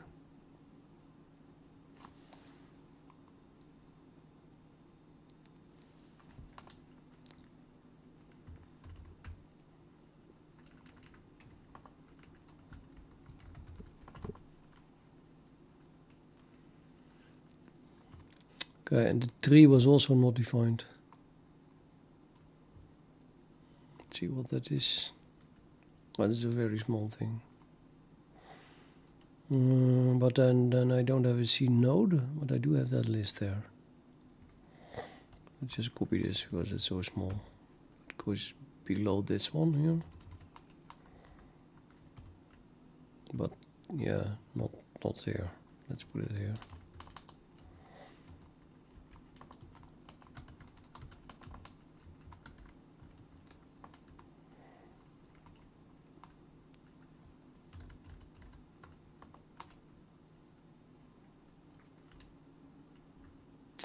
And then the WLR can be removed. Oh, it's again a scene thingy. Why would I not put it in scene then?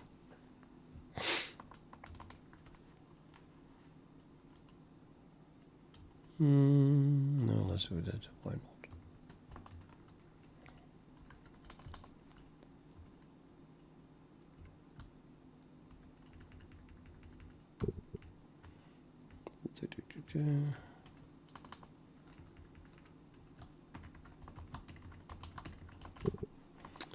The scene tree.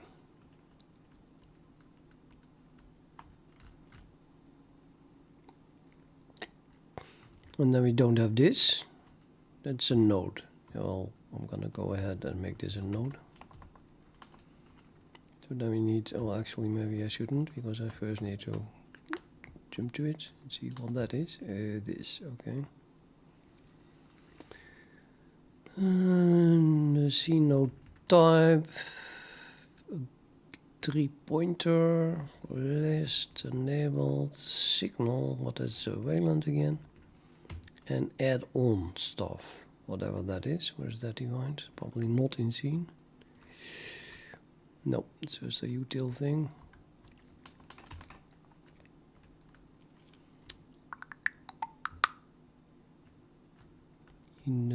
Scene node type. Okay, so let's copy all of this, because this is again in that header that I can't include.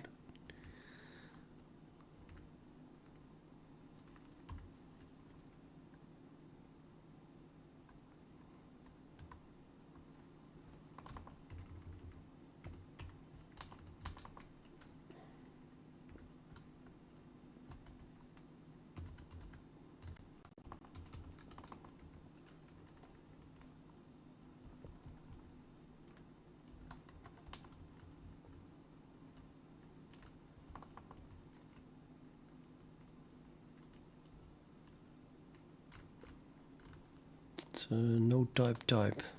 What to do with this? Node type.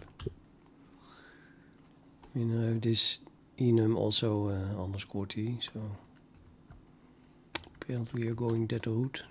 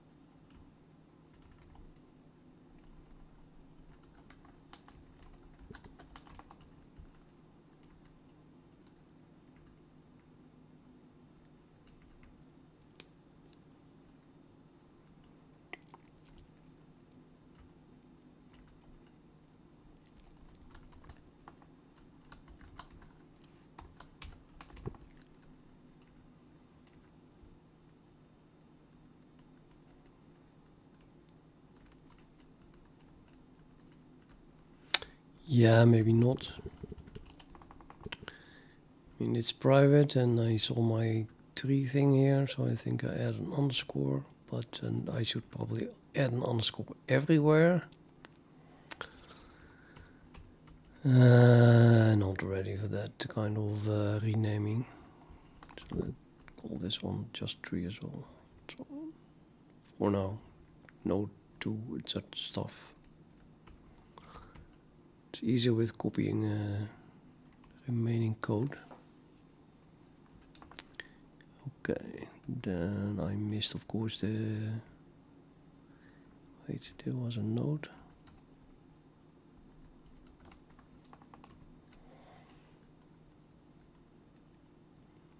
Yep.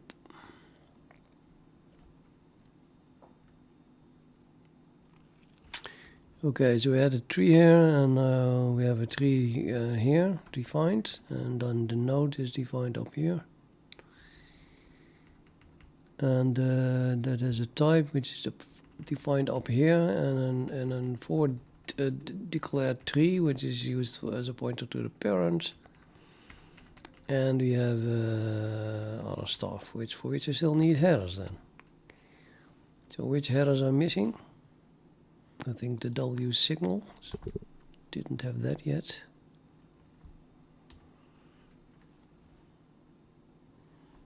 And core, I did have core. Add-on, util add-on.h. And then the Pixman region 32. Nobody knows what that is.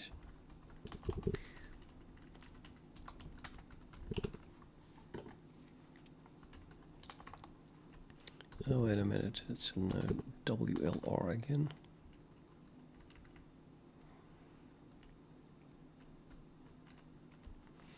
Pixman.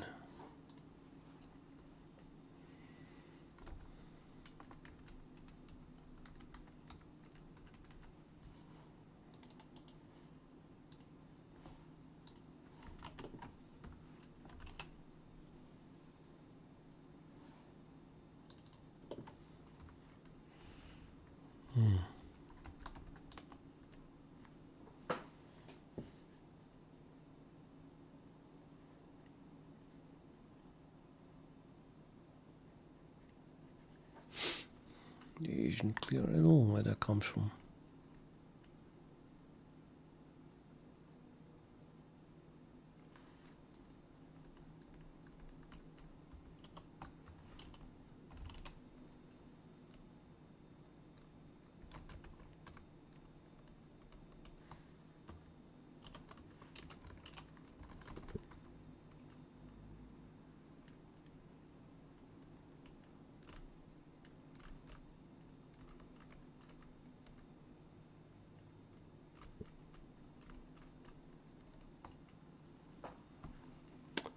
Like was a library or something. It's a Pixman library.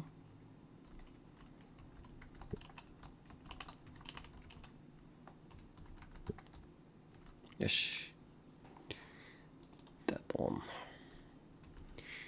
Pixman minus q list Pixman. Pixman.h.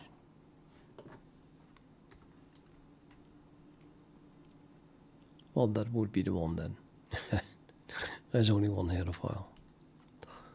Okay, I was specifically looking for that. Pixman region 32. And there it is. Okay, so the header is Pixman 1, Pixman.h. Kind of weird include. Let's search for Pixman.h. Yeah, see, they just include it like that. And then we need to get Pixman 1 as a include directory.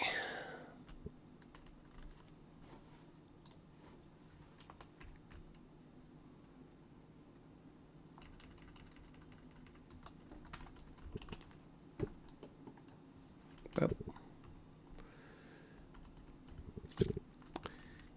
Okay, we have a problem with compiling this. Let's see which problem. What? Why does this compile? No. Okay, the Pixman is already included apparently.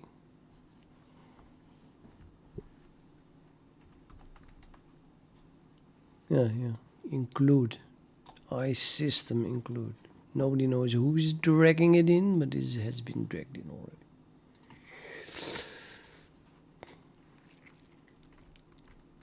Now it compiles. Amazing. And then we have to do the initialization.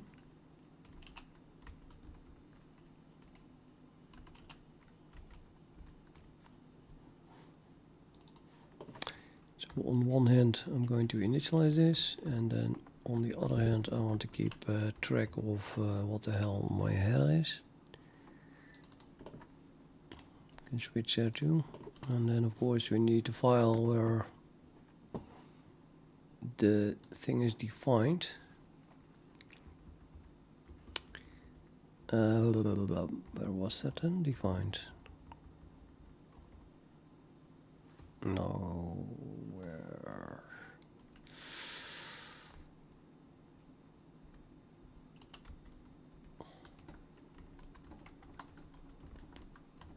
I got it. I got it in one go. Okay. Yep, that one. Right, so this fills everything with zeros, so it might be important, unless absolutely everything is defined.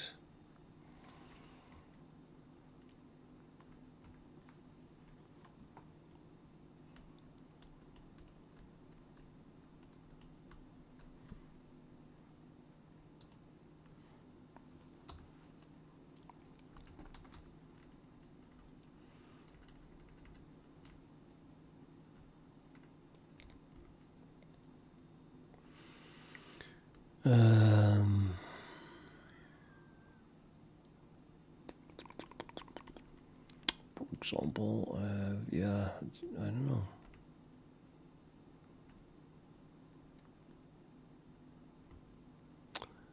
Let's see if it. No, these are just declarations. I have a tree. And I think that's taken care of with the tree init here. Then we have outputs.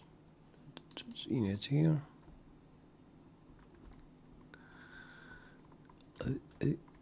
And then we have that one, which is done there.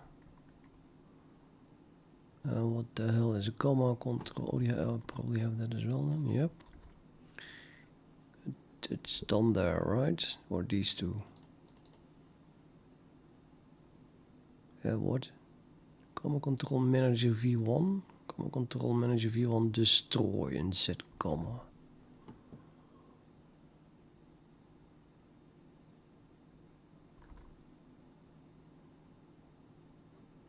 Manager v1.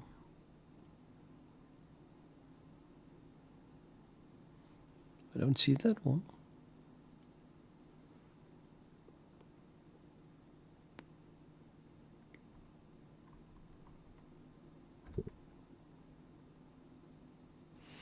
So this remark here, maybe null, is definitely the case for this one. It's not initialized initially, so it's set to null by the calc. And that one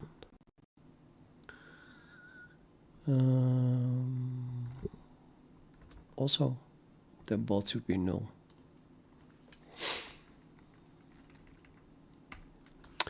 Right, well, both are pointers. And I'm just going to initialize them as a null. What? Yes.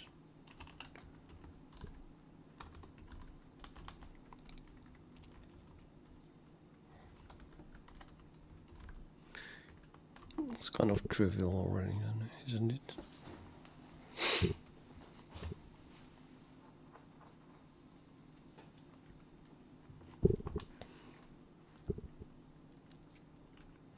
The rest then is initialized, isn't it? Or did I miss something? Debug damage option. That is set. Dark scan visibility and blah blah blah. All the rest. Okay. So these were the only ones that are set to 0 with the calloc.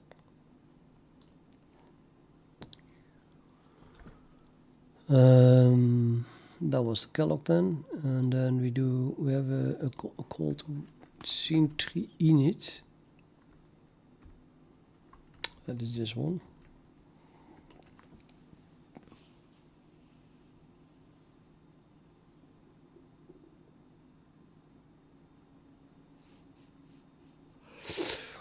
This initializes the whole tree with 0. And then which tree is a pointer? Pointer to scene tree.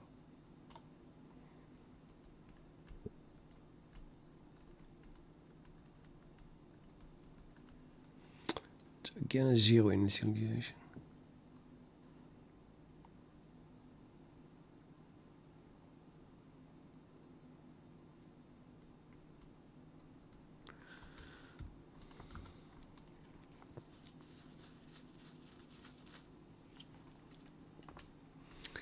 But okay, we're talking about tree now, huh? This one. So, plop. Tree init.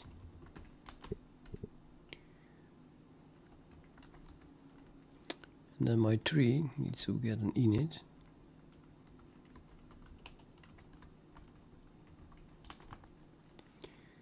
And then we'll do that as well.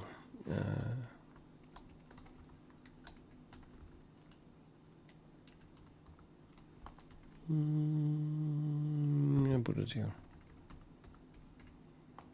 Oops.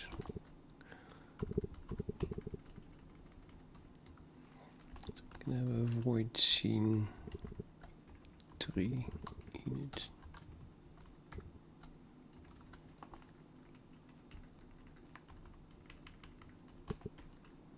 Maybe a bit too much to print that here in the debug output,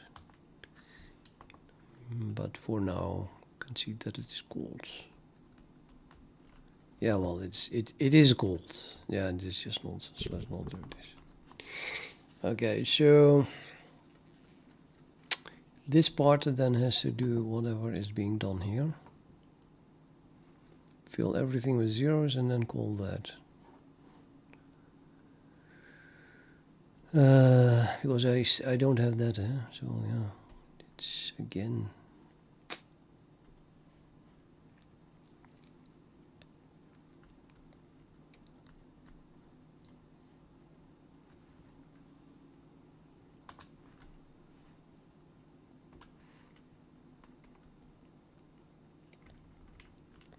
We have a node. The node must be initialized. I'm just going to call init on node, I suppose.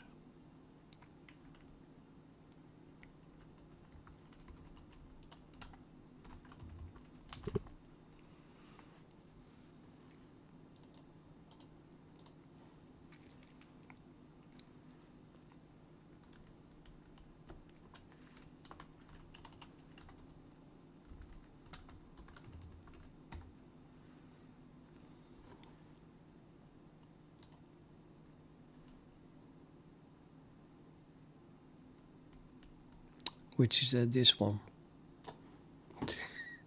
And then that one.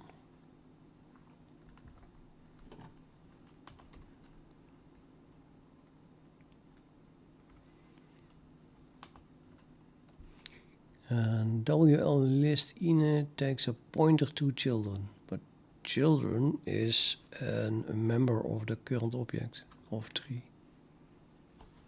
It's tree object. Well, you need a pointer to it for the initialization. Stupid enough. But that would be like that then. And yeah, you could do it like this, and then it's super clear that you're initializing a member, or you could leave it like this and then maybe get confused, or add an underscore and then you're less confused because it's just clearly a member now because of the underscore.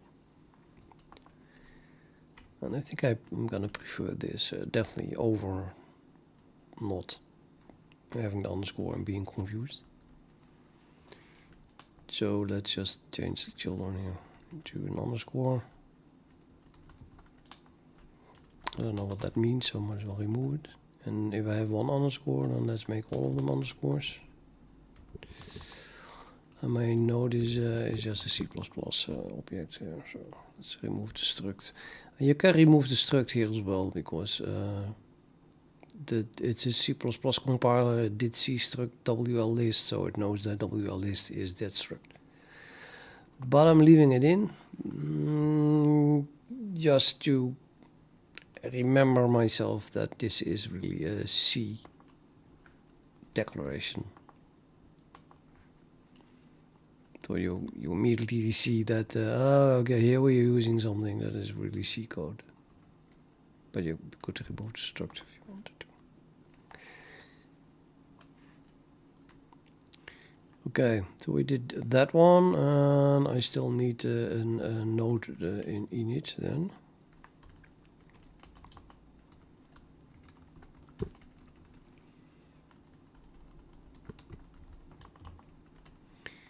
Apparently that is just that, right?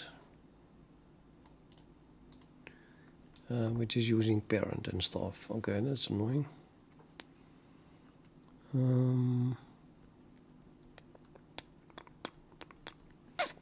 Not missing something now?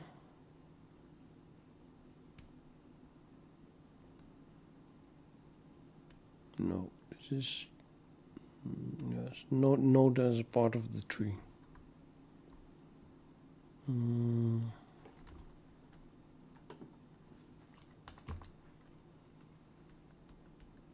No, wait a minute. What the hell is it? What the hell? Help.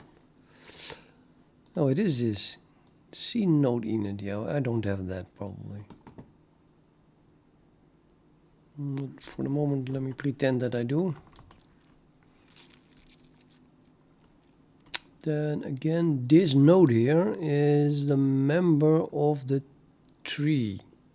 No, see, that's just the current object. So I have to find out what this is. And it is this. WL, yeah, that is probably defined in the wlroots.h again, which you can't include. So we have to copy everything.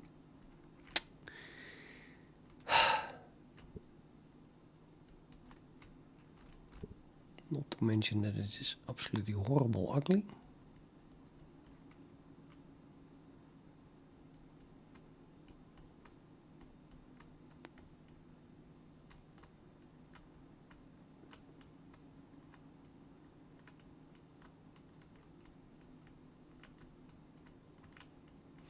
So this is a free function that is initializing this object, but we turn it into a member function. So this is now the this pointer, and then the this pointer is initialized like that. Then that looks like initialize list, then, right?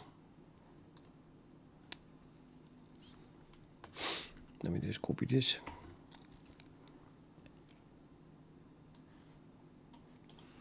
I have to do all of this on the node in the tree, and that is this node.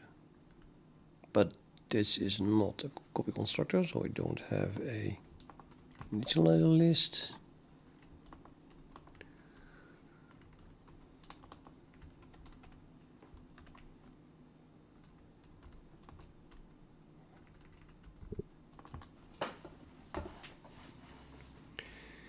So node here is this pointer, and then we could create a wrc node if we had that, but we don't have that. So instead we just set type parent and enabled directly. Type parent and enabled. Bloop. So we have a node here. Type parent and enabled. And the rest is then probably 0. It should be 0 or something.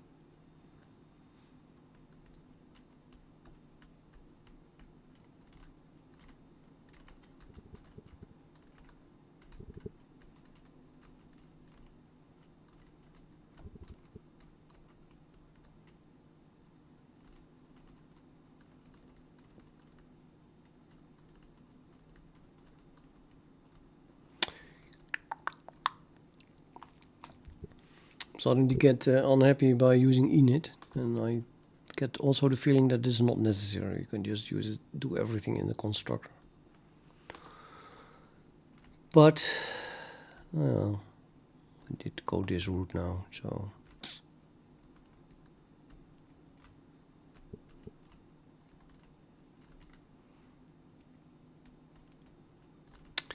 let's start at the top. We want to set type.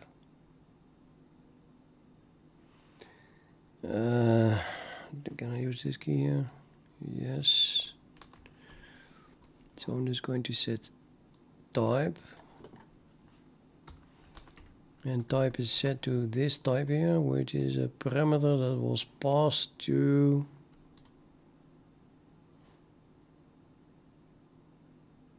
this function, I think. So that's probably this one.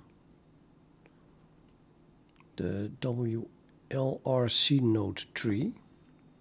In other words, it is a tree, and it is an enum as well that we're that's being passed here. It's the node type enum.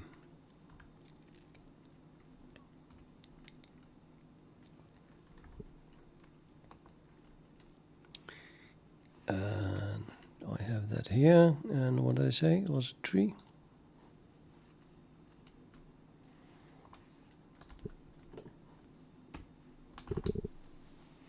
Type is the tree.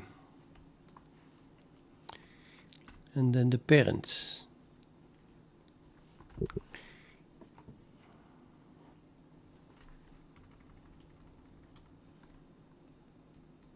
Parent is simply parent, but that is the parent that was passed to the scene tree init,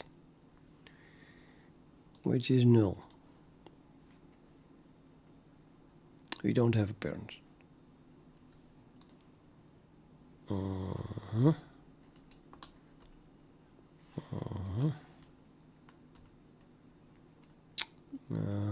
I'm going to set that to null in the constructor, I think.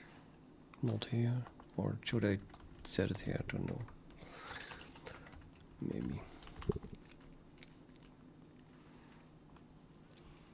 And then we have a link.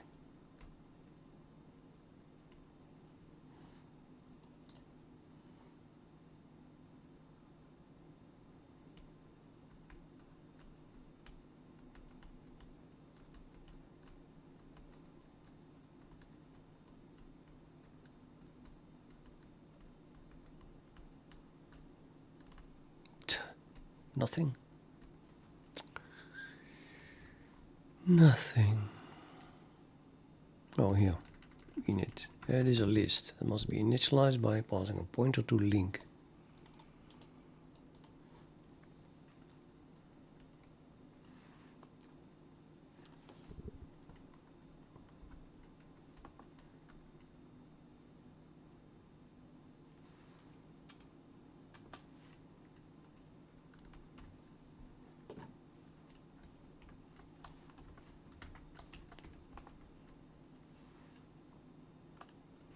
That was his link. And then we get enabled. Enabled is set to true.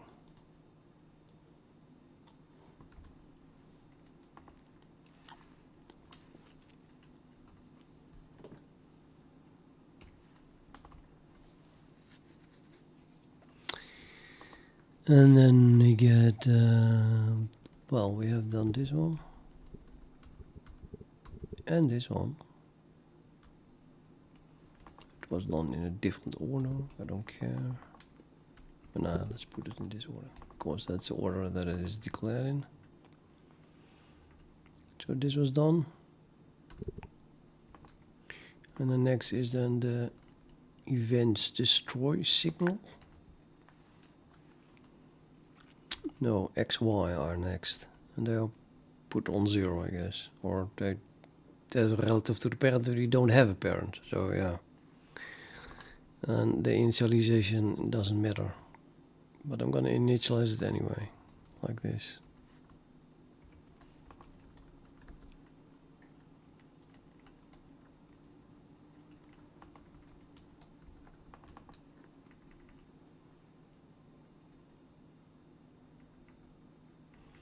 Then we get this events destroy signal.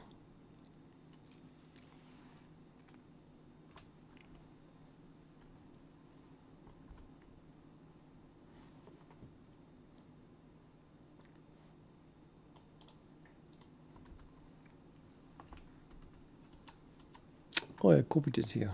There's no reason to go there. Yeah, signal init. Okay, and that should be pointer to that destroy thing. Just like that. Events destroy. And then the next one is data. That is again null. Might be used, might not be used. I think I'm gonna do it like that. Nah, probably it must be null. Set it to null pointer. If I use the braces, then it's also set to null, by the way. But if it must be null, I set it to null pointer, and if I don't really care what it is, then I use the braces.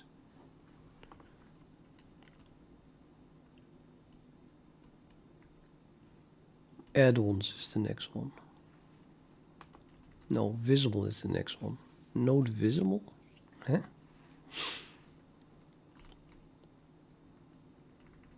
This one, okay. I just initialize it in the wrong order, as it were. Let's do the add-ons first.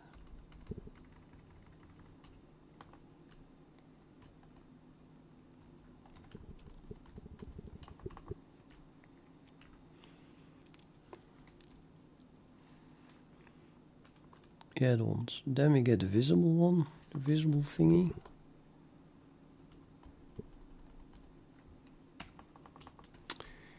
And then we get nothing. That was the last one.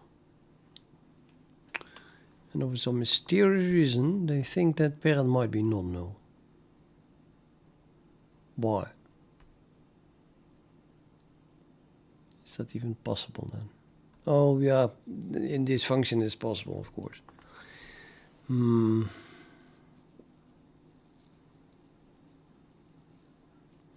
Yeah, apparently it is possible. I mean, I moved that parent. I mean, this thing has a parent here, so.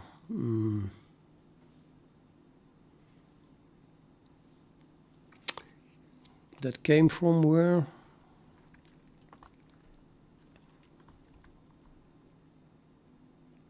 Came from this, from scene 3 init. Create. So this null here. So maybe I should pass the null from the first init that I have to the tree init. The tree itself could be initialized with a parent. That's basically the thing here, I think. Control top. So the tree must have a parent, but my parent is null.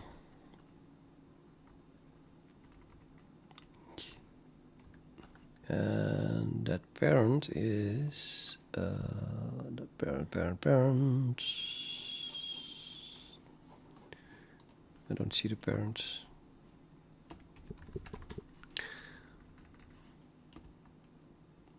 Tree parent.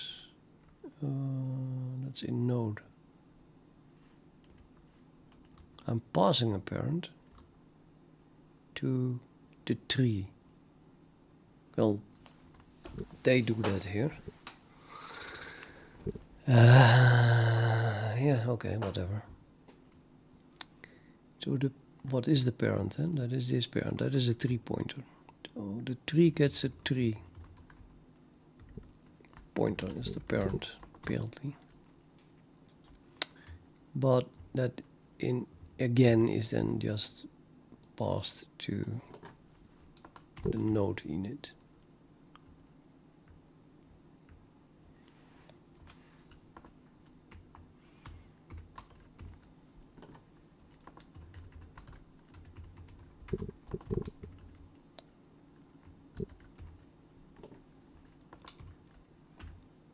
Yeah, I already used parent there.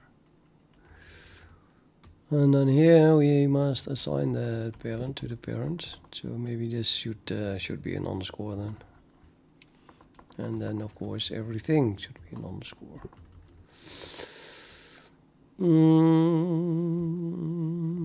What the hell is this? It's an old one, actually. Link. I'm gonna make everything underscores.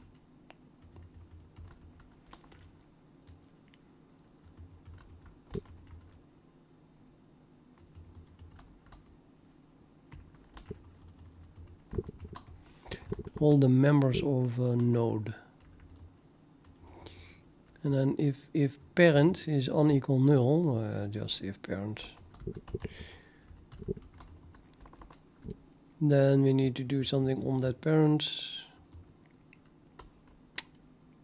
We all list insert, then it must be inserted. I'm gonna do that.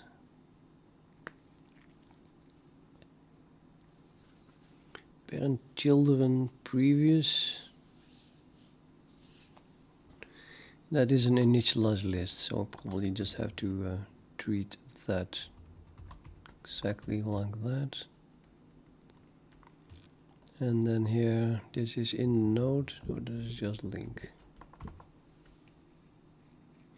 But, oh, that's also initialized for some reason here. I guess.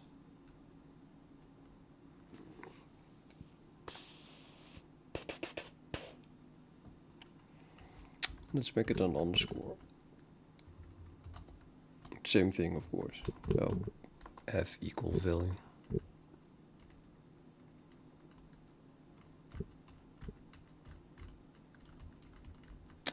Yeah, I'm not sure, but that seems to be correct by the looks of it.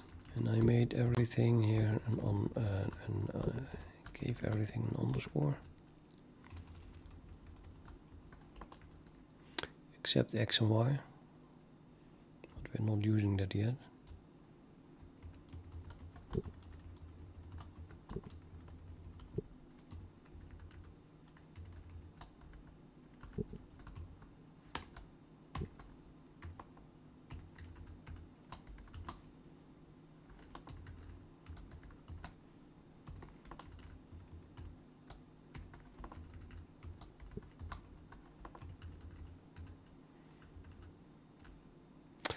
Okay, so let's figure out what this is.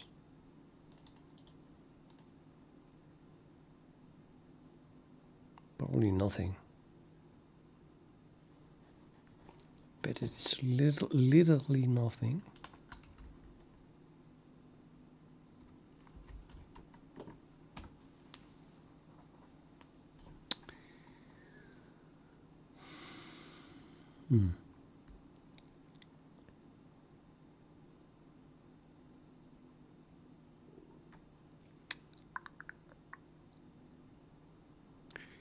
It's being used but not defined.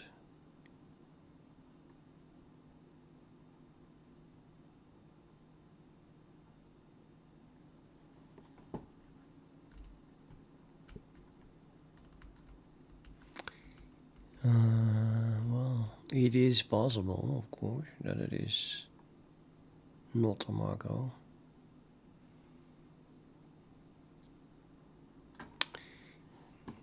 But if no, it is not possible.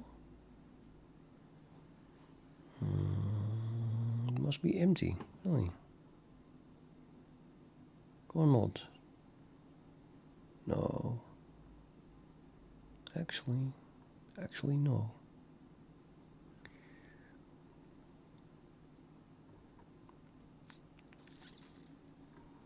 I don't know.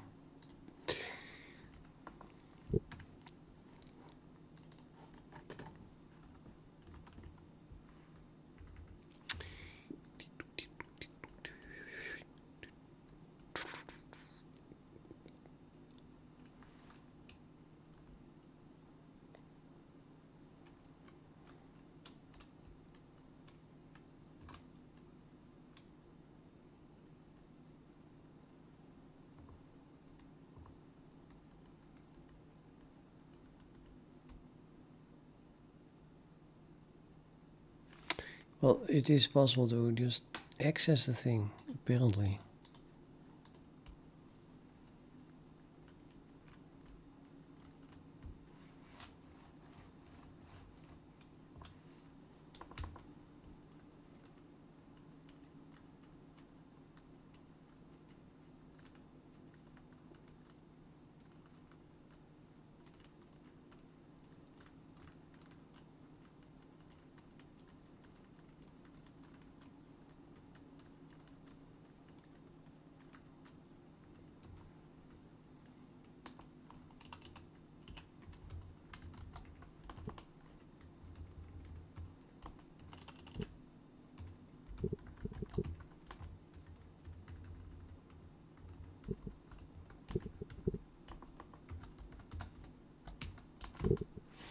That's my private implementation.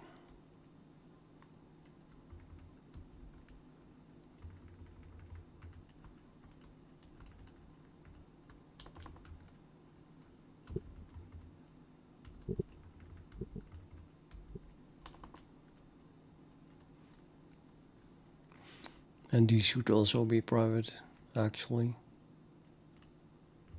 But I'll give them the benefit of the doubt at the moment.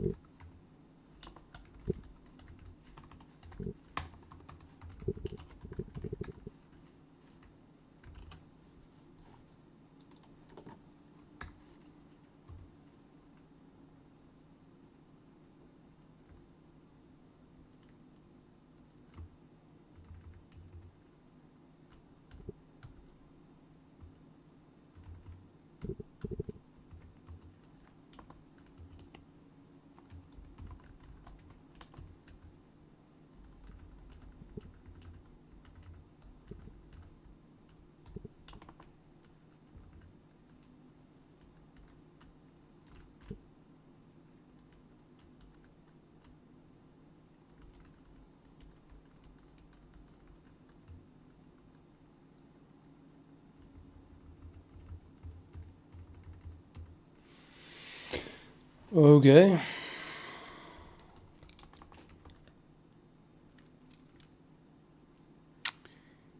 I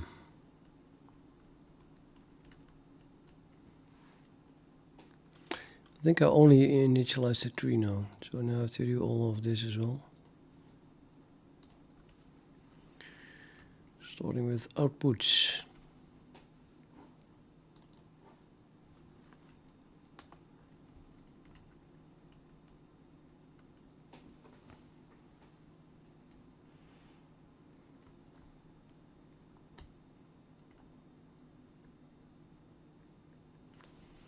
What the comment means? They have a link and then there's always a comment.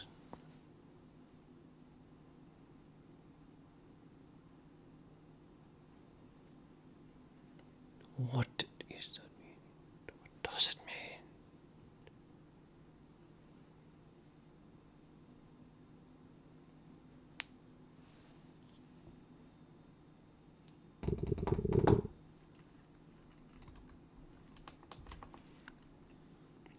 probably should not have removed the one from the other one. This one. What was it? The link in the node.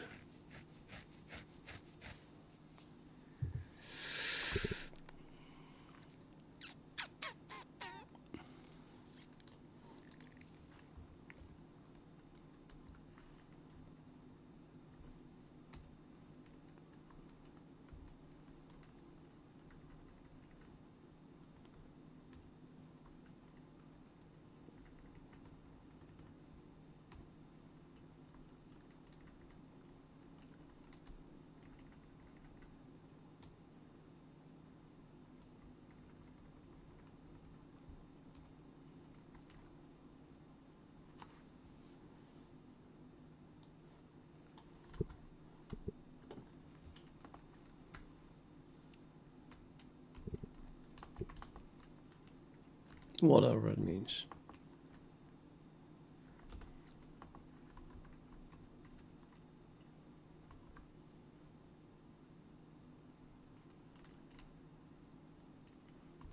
Okay, so we finished this one, the scene tree init. And we get a bunch of lists that have to be initialized. Let's just copy all of this as well then.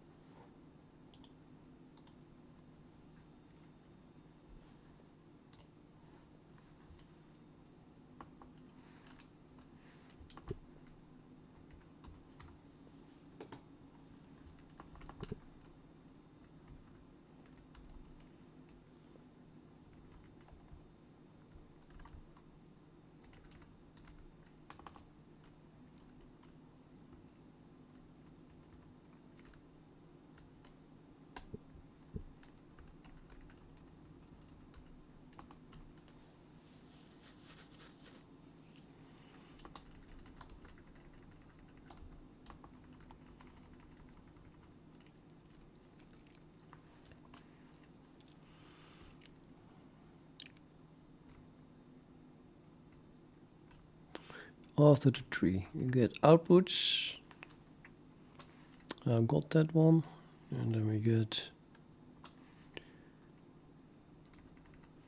the Linux DMA v1 or not,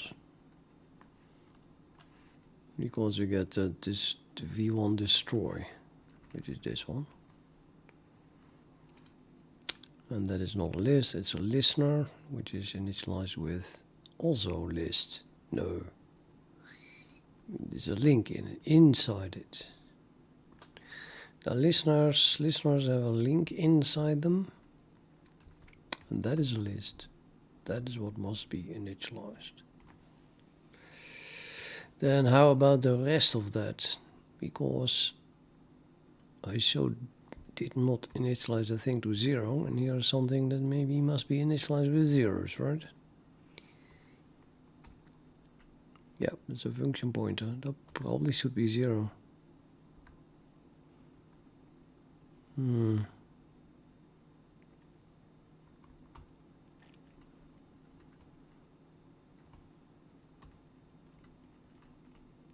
maybe even this one. I think it's a pretty safe bet if you want to have all the WL listeners initialized to 0, because I'm not using Kellogg, right?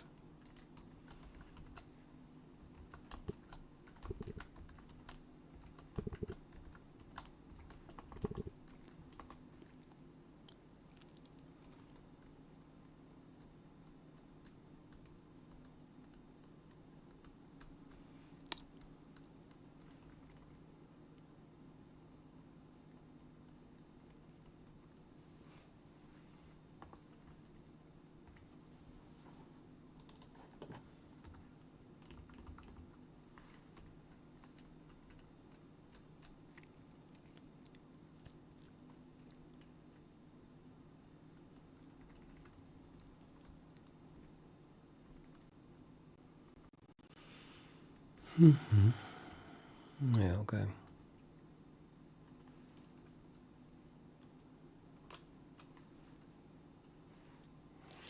Now we initialize those links.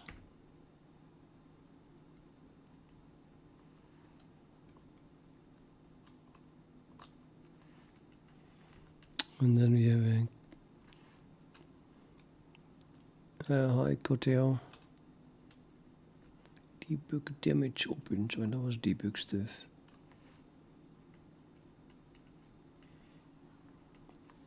wlroots, yeah. They managed to have a header that you cannot include with the C++ compiler. So, lots of work. Just have to copy everything. And then I was like, yeah, well, let's do it tiny little bit more C++-ish.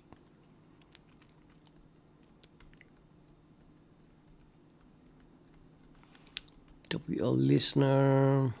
Oh.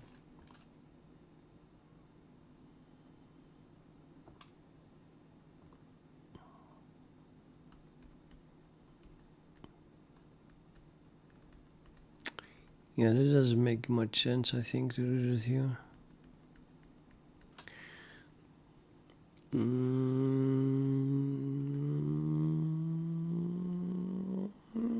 Yep, let's remove this. I'm gonna do that right there. And then I make this. I mean, come on, nobody's going to change this, right? What is this? Scene debug damage option type, and then options. Oh, wait a minute, it's something else. Oh, wait a minute.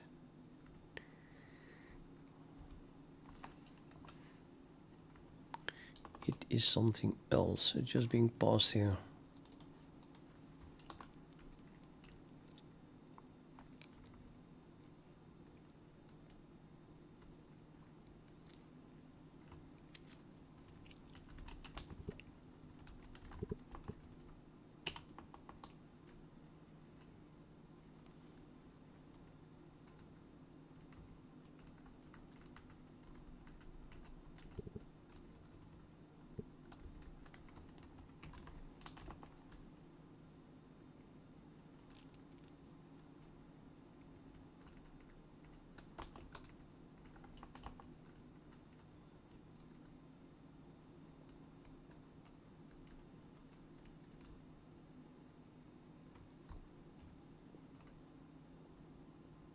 Character. What is this? Character calls pointer pointer. I doubt they were going to write to it though.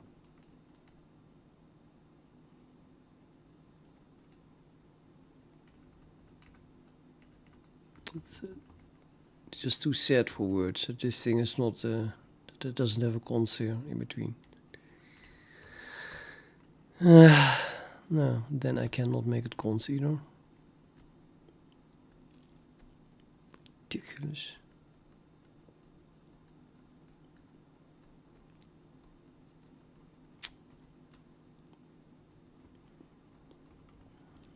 Who wrote that? Inf bar switch. wlroots. They can't code. Okay.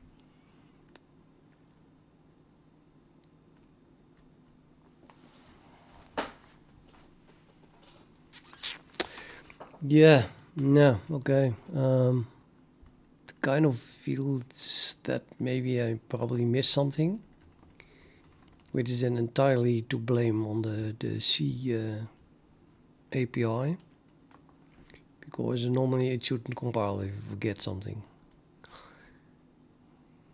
But after this copy, it's possible that I didn't initialize something because I'm not using the calloc and stuff.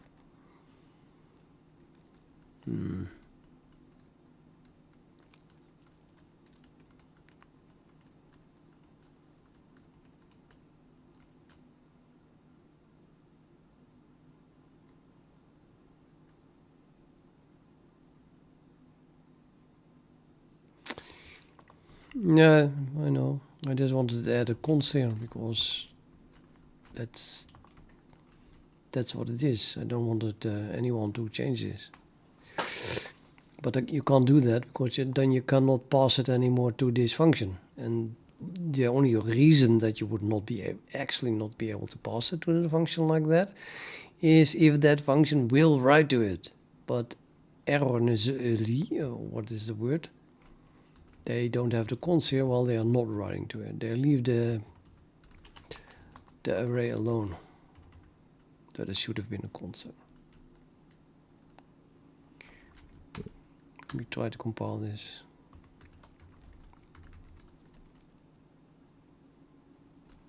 Thank God I have errors.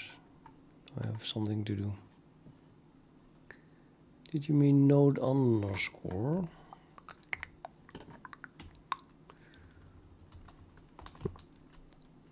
Yes, because all the tree stuff has underscores. Node and children, both. Just so you know it.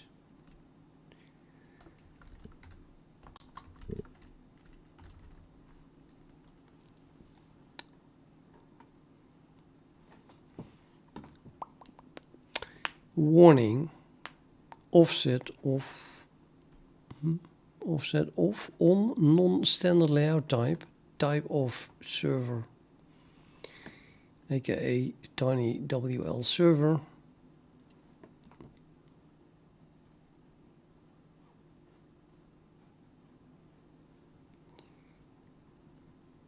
Who the hell is using offset off?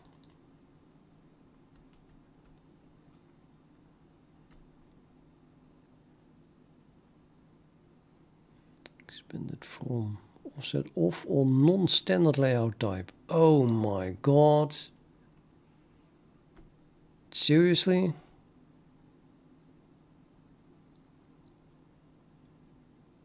Oh, so I can't do this anymore on my thing.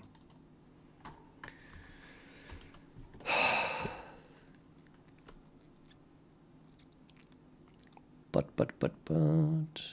server.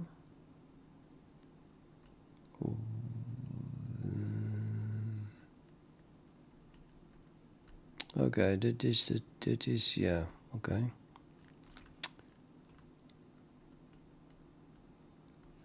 What are they trying to do here?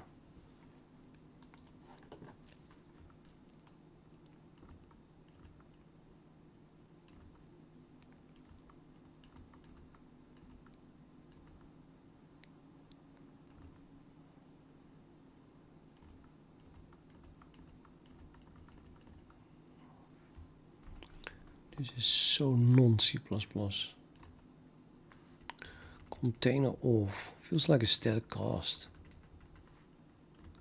But then runtime or something. Okay, so struct tiny WL server,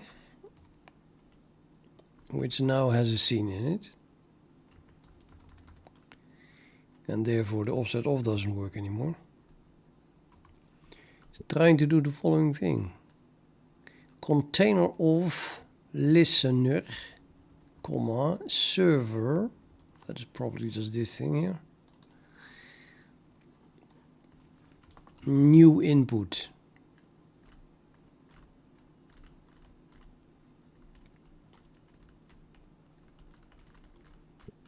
Where does a new input come from? Oh, that is probably being used for the... That's maybe data. Is data being cast? Yeah, data is... No, data is cast to input device. I don't know what a new input... oh, I can click on it or jump to it. New input is, see, a member of it, yeah. New input is just the name of a member of this class.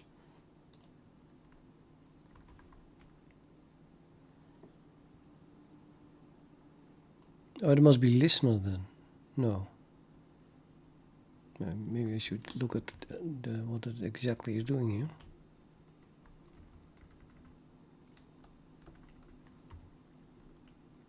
Pointer sample member.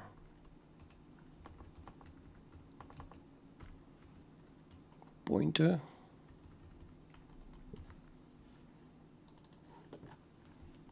sample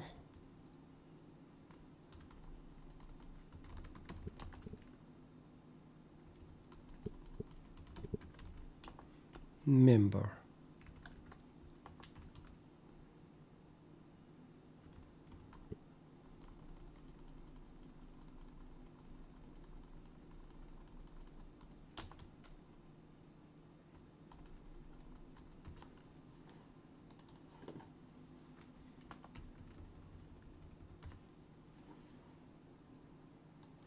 So they're doing this.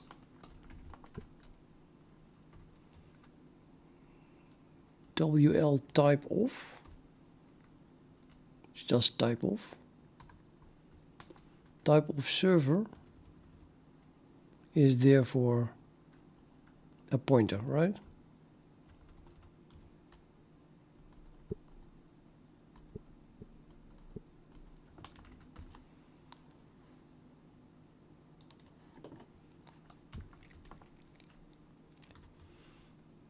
And then here we have type of the dereferenced server. So here we have just that.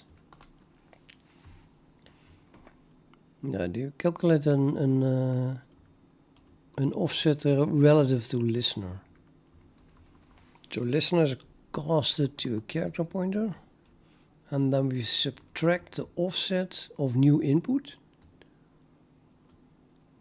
and then cast the whole thing to a tiny WL server. So this listener must be then pointing to the new input. Listener must be a new input, which probably is suggested by this thing, despite that it is a listener. But I would expect that new input is a WL listener. Is that the case? It is. Aha, okay. So we call this function with a pointer to that member. And now we want to go back to this object. How do we do that in C++?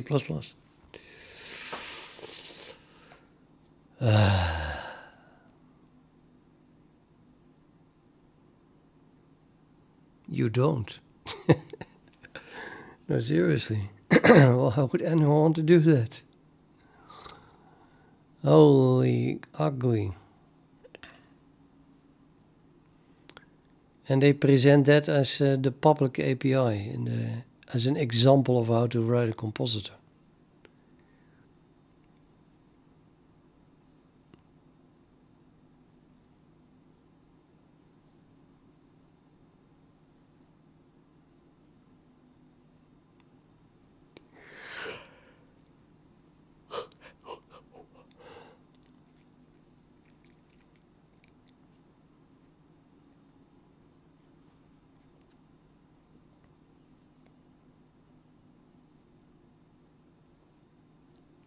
Fortunately, we have total control over this object, because it's just in my .cxx file,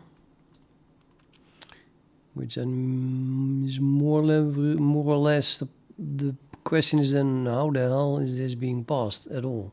Someone is accessing this and then does stuff with it and then passes it to that function. I think I have to look at what that happens.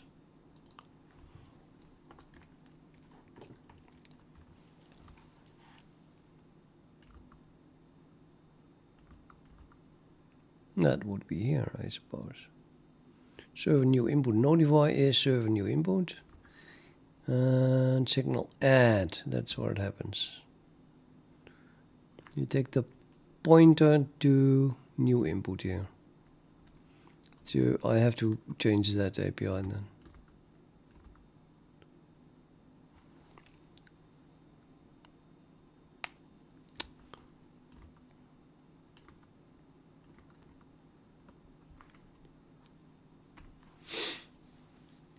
Configure a seat which is a single seat at which a user sits.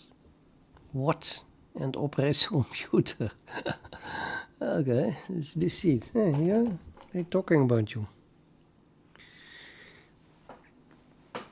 And operates a computer. This conceptually includes up to one keyboard. Oh shit, I have two keyboards. Pointer, touch, and drawing tablet device. We also rig up a listener to let us know when new input devices are available on the backend. Okay, server new input notify. Server new input. That is the callback function. WL signal add.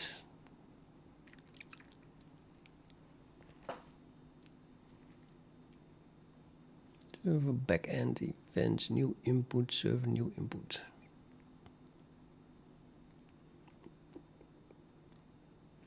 Where the new input is the listener. Okay, I'm getting it now.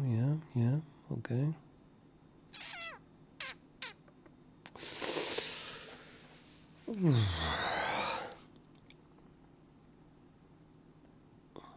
Signal add.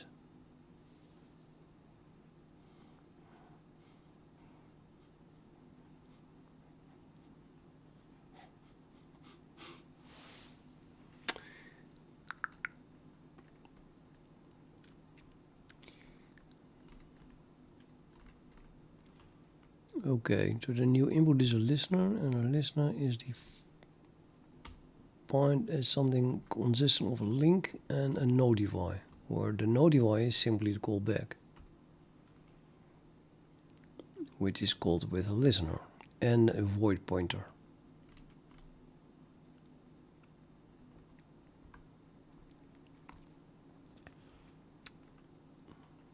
Nobody wants the listener to be passed. Really? But actually it is being passed to the server new input. And then the only thing we are doing with it probably is finding back the original server object.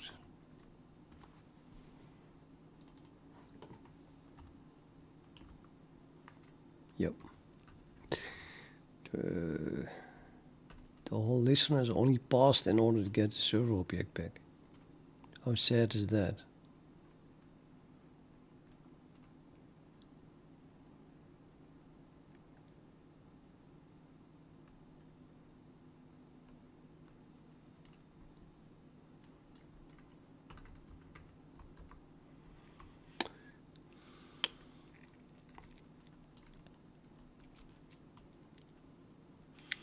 So the call, okay, we have a callback. We have also the listener, but that is just that they might as well pass the server itself there. And I have no idea why they don't. But I guess that has to do with this with the signal add thing, which just wants a listener. Period. And we have a pointer to new input. That is just a pointer to the listener. Wait a minute. Now I have two new inputs.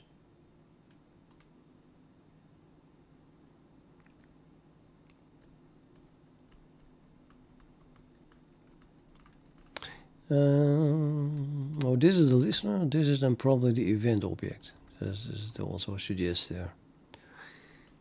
The backend events, new input event. Okay.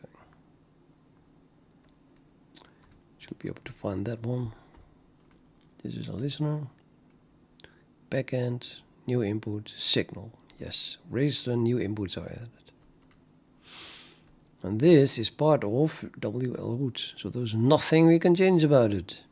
Dang. Unless just not using wlroot.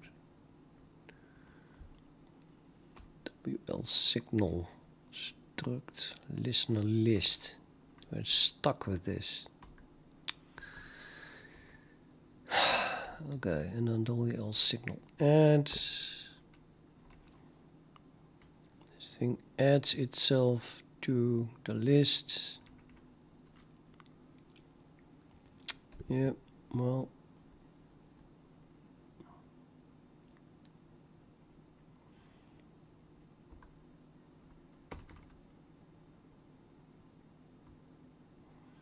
So the main problem is here that the backend is already defined. And that is just using this thing here.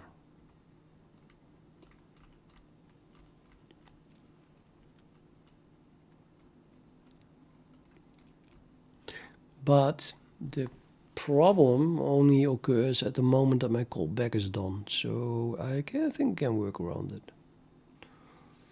I'm just going to add something to this listener in the way that it wants. But then by the time that it does the callback, then I have full control again. And I just know what to do. Right? AKA puzzle lambda or something. As callback. Yeah, why not?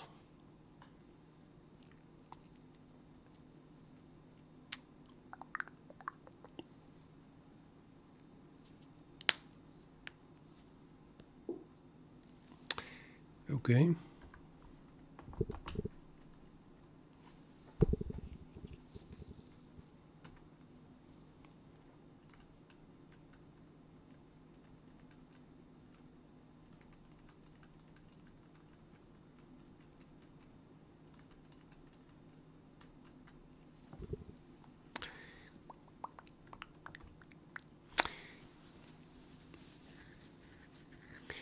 There's a lot of those listeners though.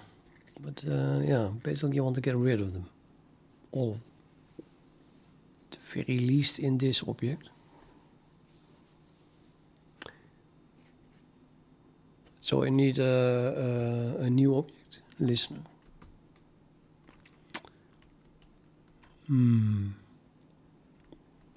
Let's begin with the one that gave the first problem here.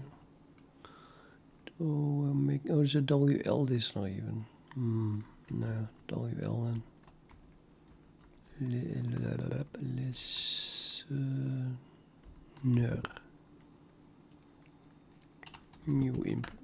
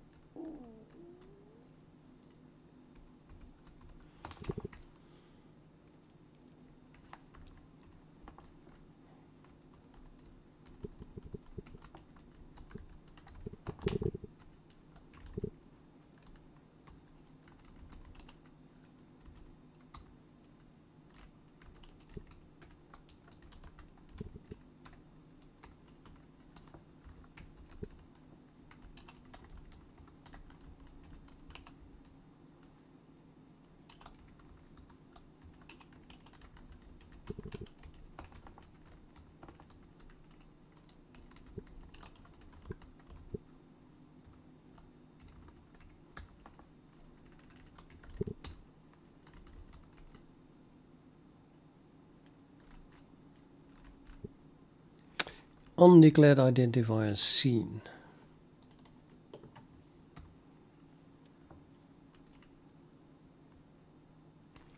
Yeah, that is just the current object now.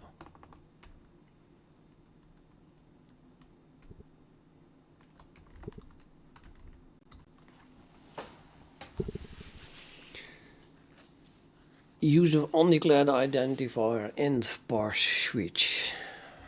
Hopefully just a missing header.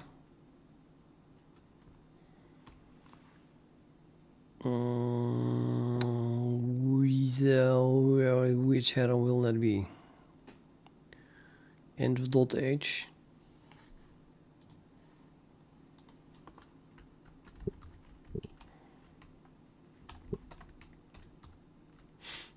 Util end of .h apparently. Nah.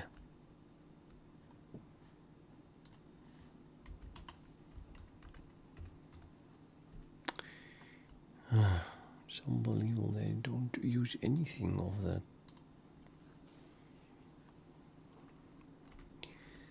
This stuff.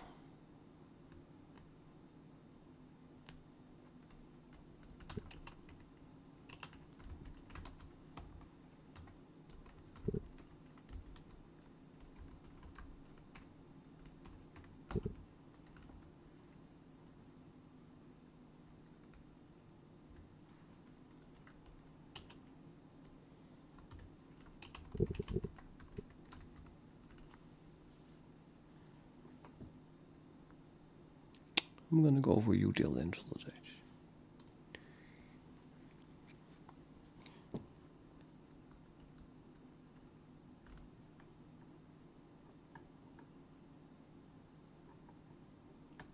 No, I'm not.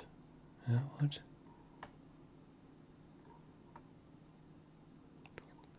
Why did I do dot here? There is no end voltage. What the fuck?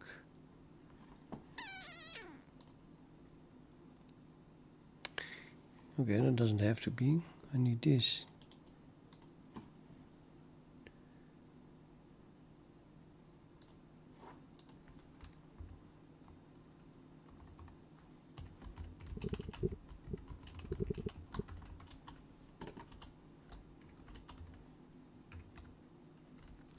Does it exist? Blink, blink.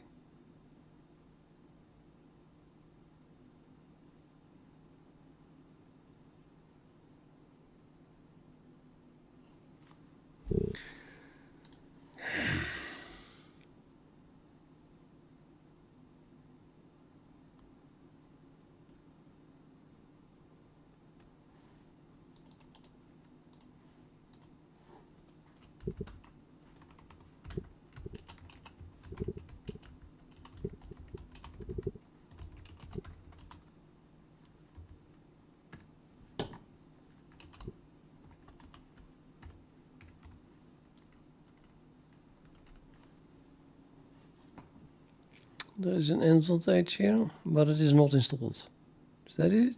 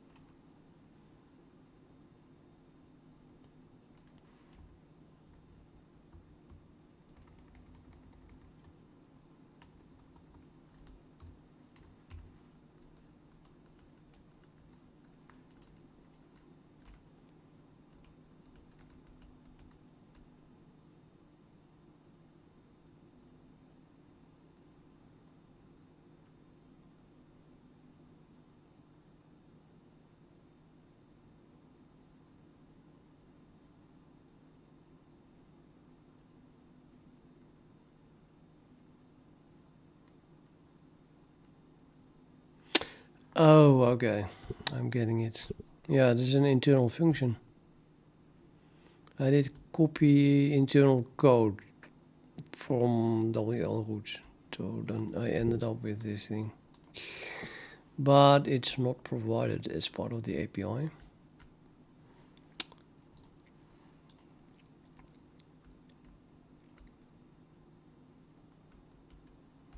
So we have to copy this as well then.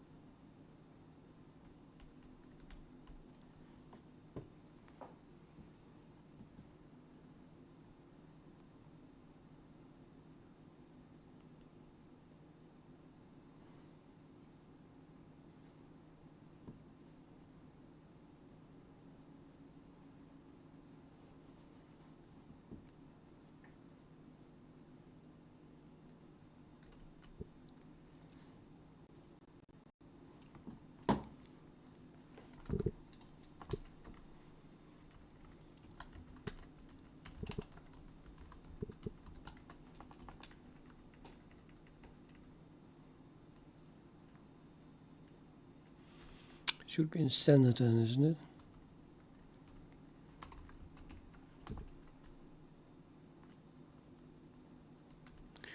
Shouldn't it?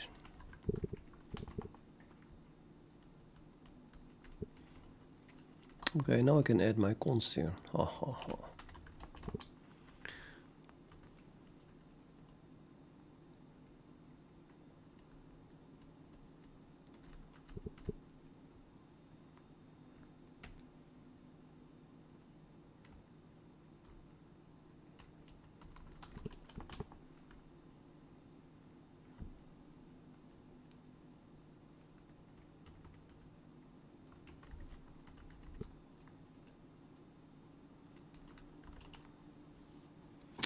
No member named error. I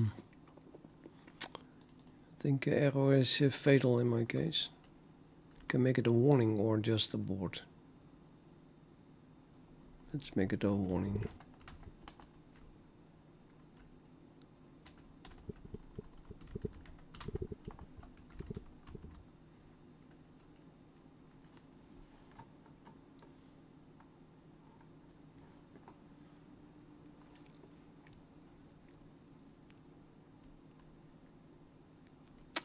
Still at the same point, new input.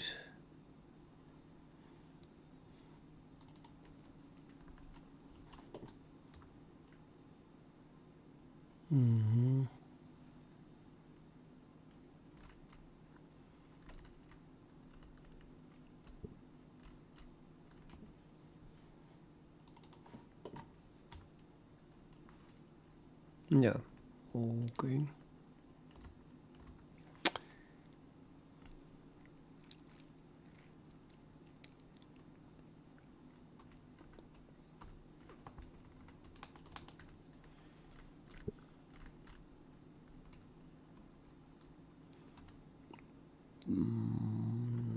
But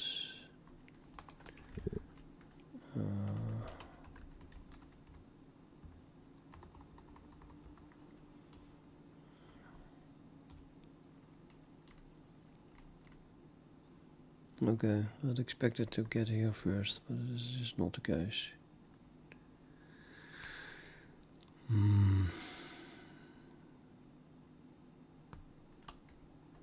So probably should just comment it out for now. But it happens in a billion places, I think. Everywhere where container office used.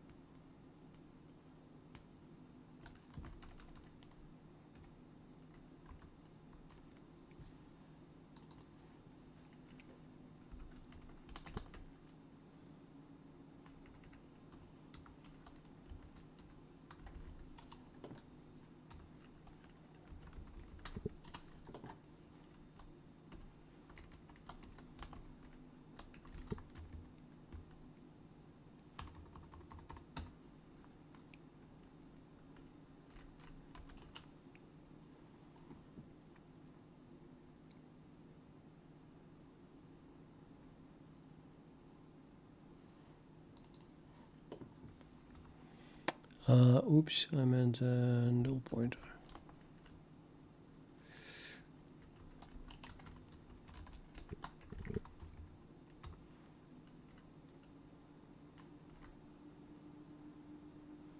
Redefinition of server. Oh yeah, maha. I'm gonna just delete this.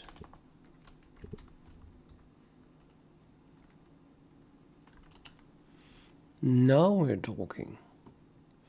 No member name notify in WL listener.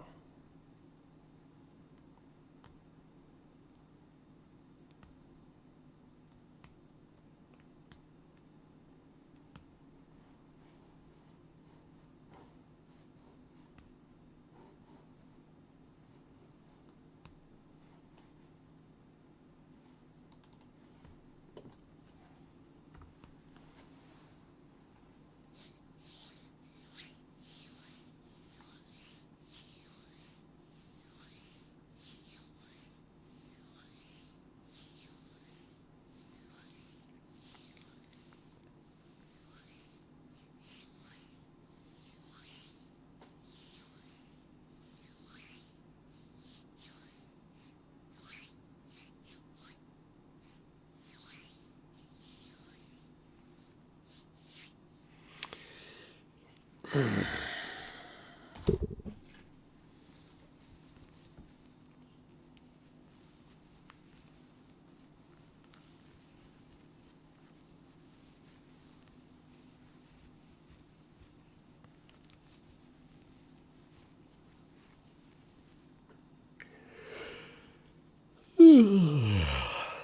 size of a standard function. Is it very big? I think in certain circumstances it is very big, but that might be only when debugging stuff is turned on.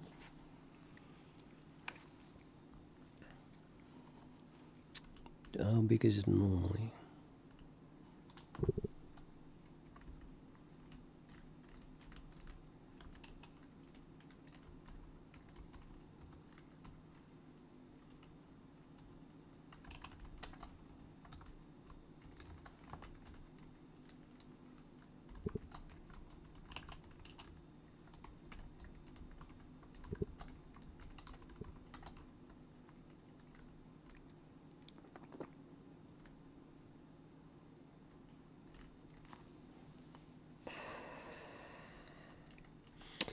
Guess it doesn't really matter what you put here.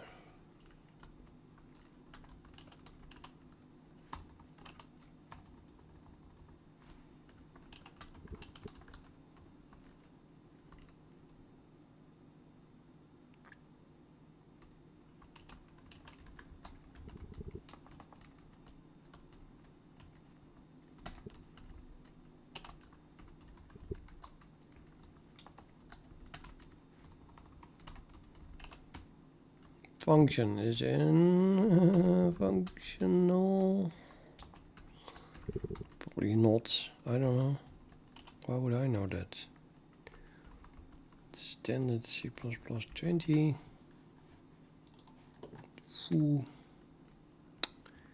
application of size of the incomplete type. Okay.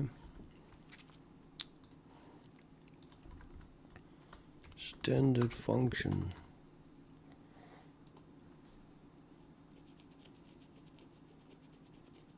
Yeah, functional. And why is that an incomplete type then?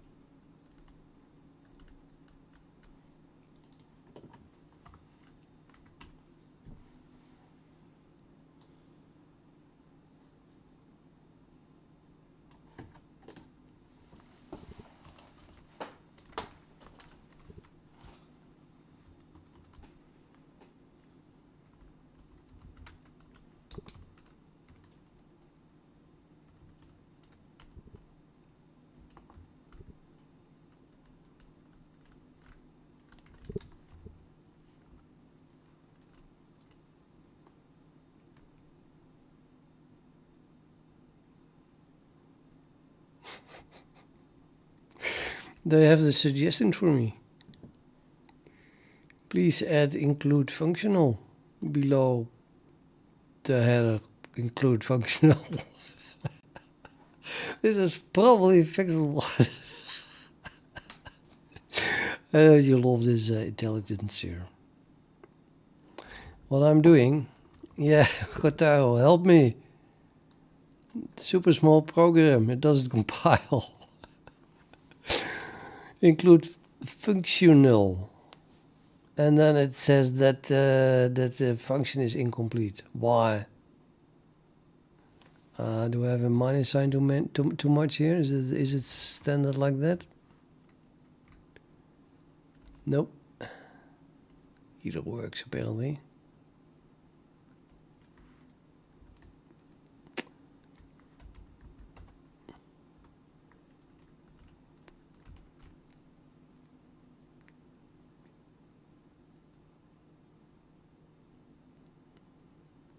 Oh.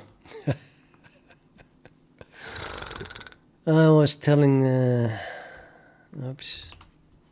I was telling it about a function pointer. That's not how standard function works. Yeah, thanks.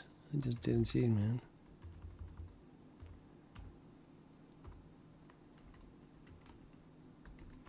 Small. 32. That's not small. Shit.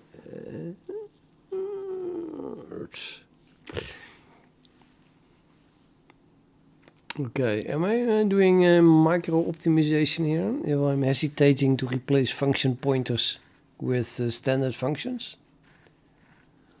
Just because the function pointer is 8 bytes and the standard function is 32 bytes. I mean, we are talking about a user interface here. Ain't no way that anyone will notice it, right? But.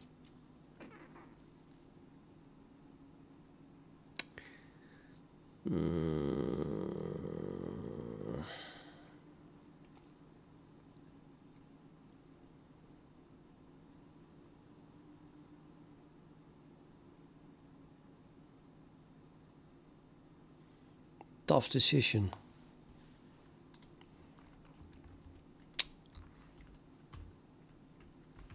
Okay, we're done with that. I think I'm gonna go to bed and I can think about it.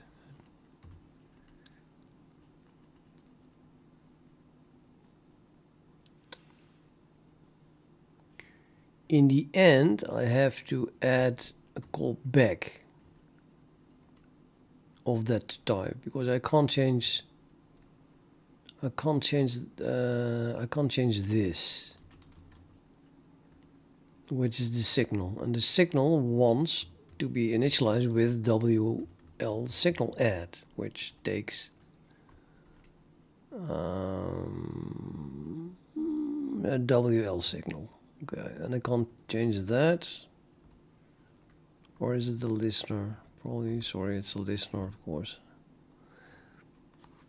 But in order to add it, in the end I have to call this, which means I have to use a WL listener, which demands that I use a WL notify func type, which is a function pointer.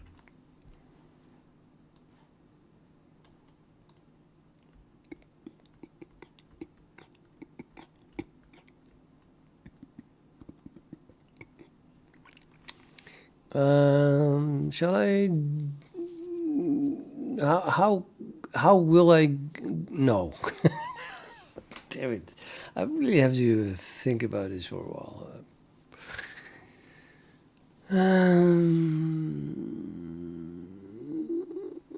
Yeah, this is all we get, right? This is just all we get. Or I can hide it in here, of course. You can just hijack the data pointer.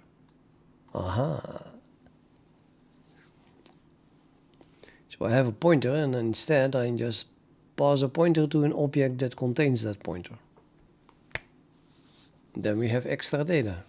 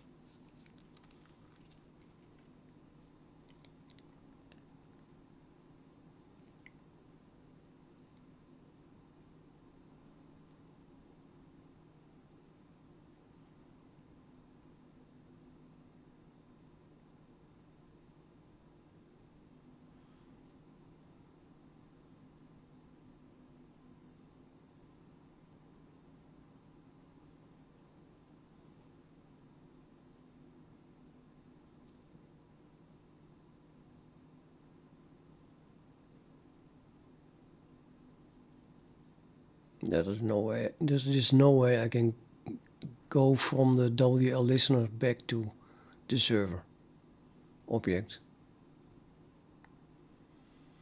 I mean, sort of using a singleton for the server object. It kind of is a singleton. That's just also nonsense. I think in general they just pass listeners, and then they always allow you to find whatever object that is a member of.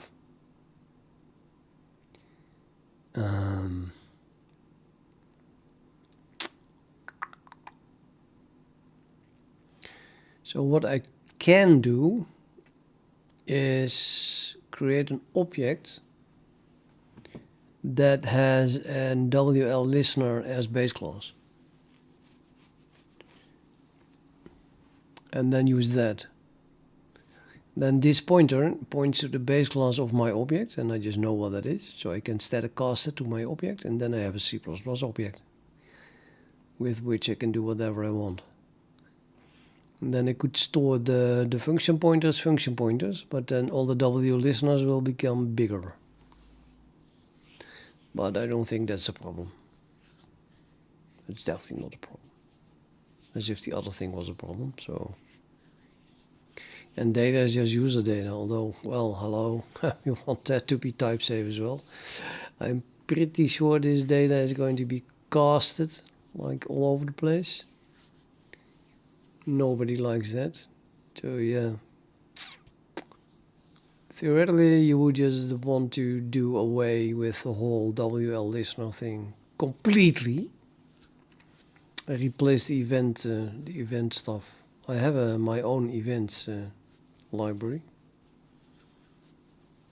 but then I would have to change wlroots internally if I want to replace it.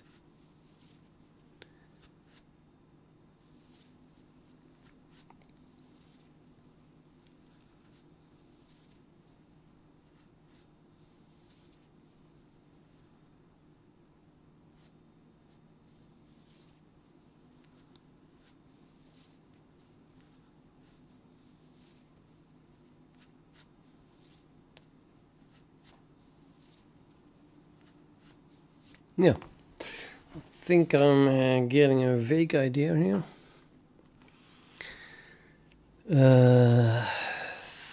Let's see. Control T. So we need. I need a special listener object.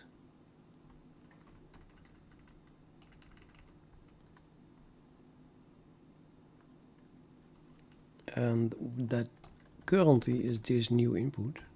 I already changed that to WL listener. Okay, but I need it to be an WL listener as well. So it must be derived from that.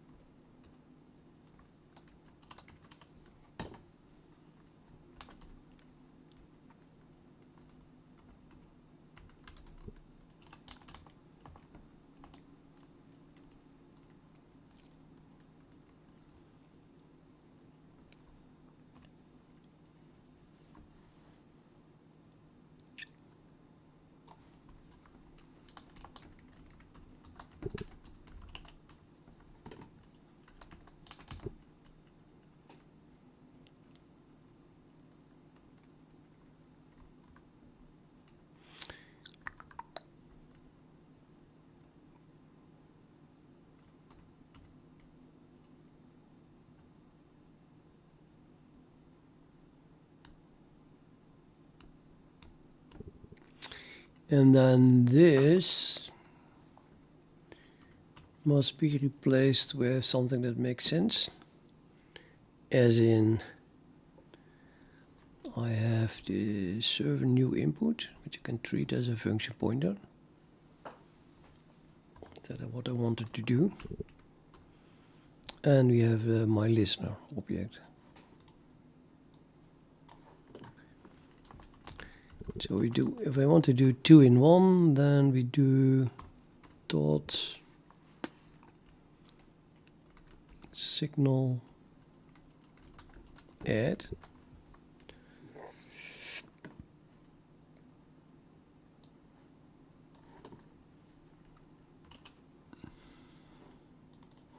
Something like that.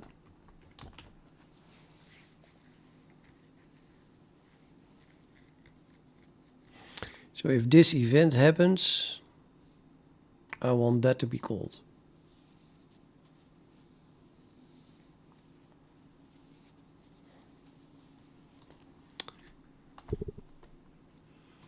But new input is a listener, so why would I call it signal add? Why not register or something?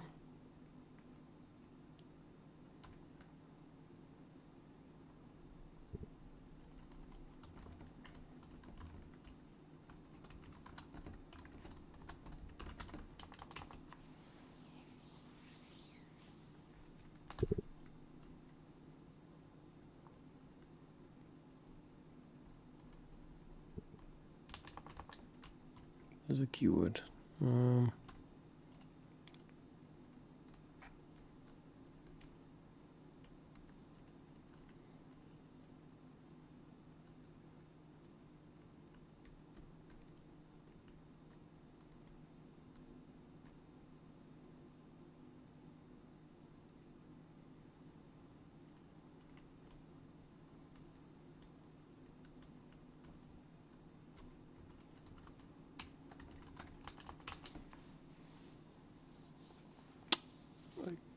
Something like that, maybe.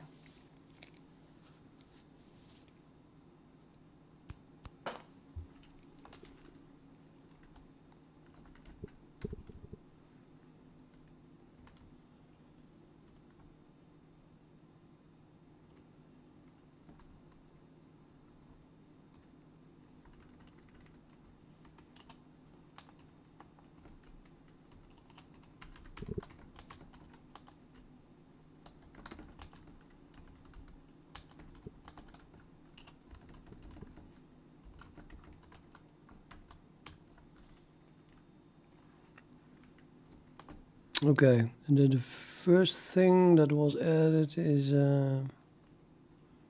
this new input here, the events. New input, that's a signal.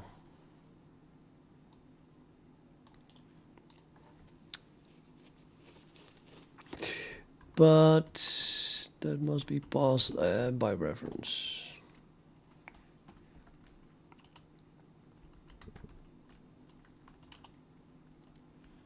And then this is the callback. No, the second one was this one, which is the callback. Which is there's a special type.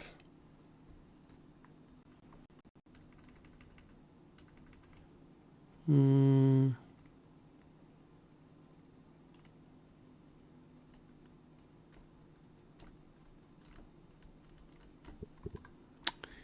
No.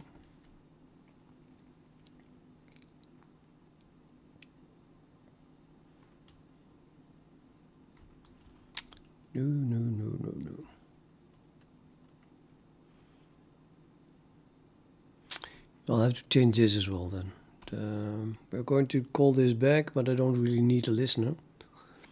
I want this to be a memo function of my server, really. Or at the very least, I want the server to be passed.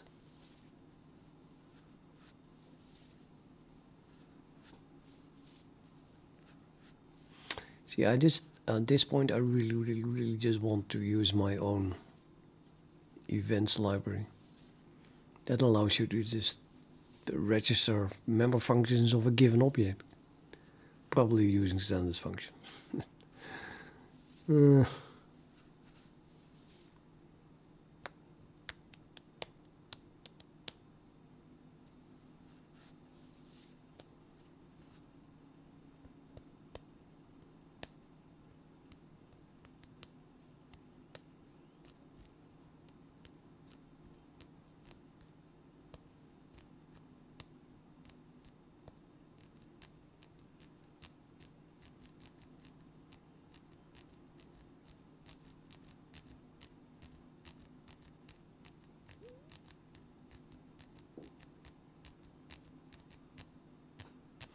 Okay, let's just look at it from this point of view.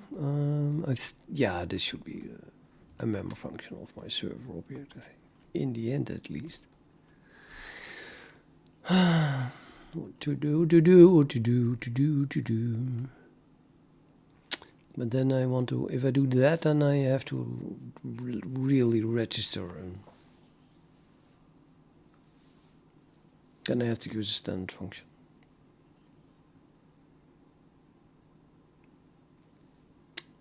So I wanted to use function pointers for some reason.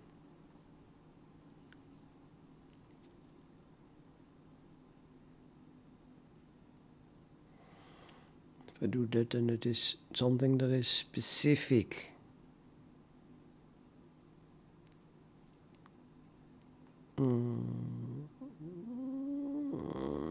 To my server object. It's also not what you want, right?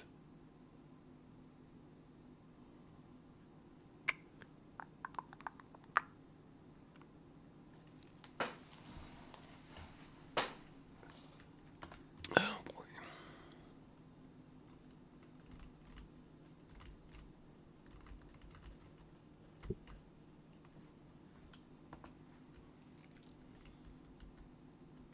It's even called server new input.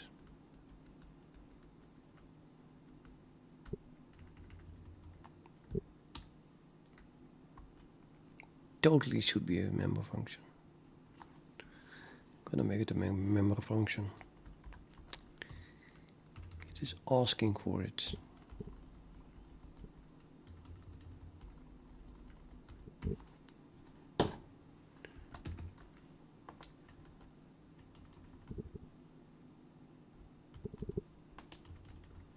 And then this should probably also be directly the device. I mean, come on.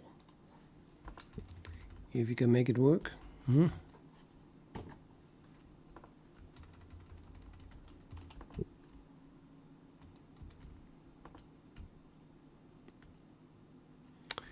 then data is no longer used. I just have device directly. And the server is then simply whatever this pointer is.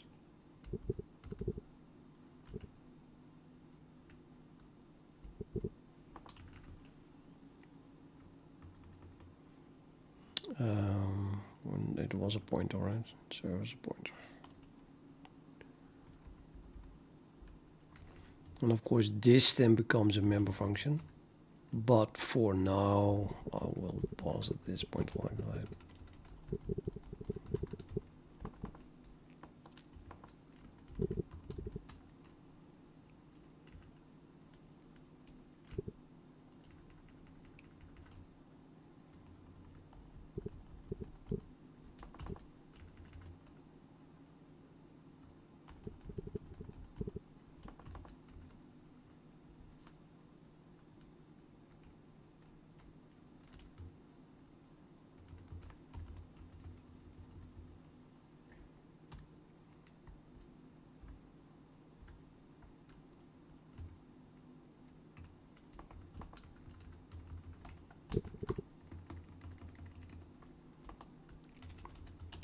Ridiculous indentation.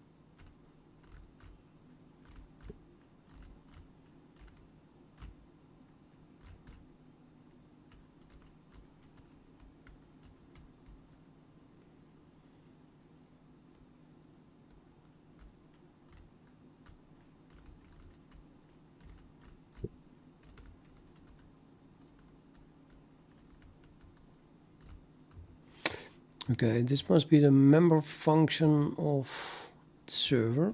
So we do server dot new input.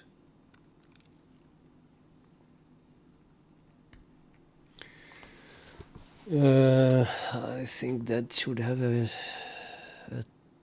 registerable type. Maybe a ampersand in front of it. Nah.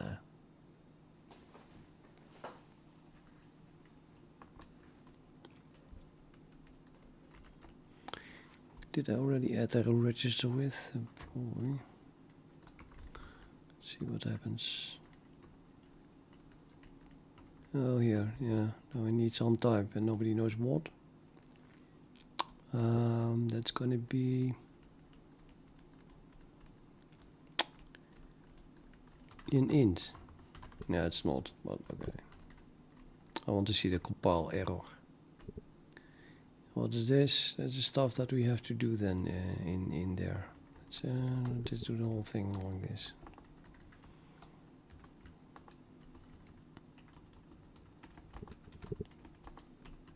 Stuffs.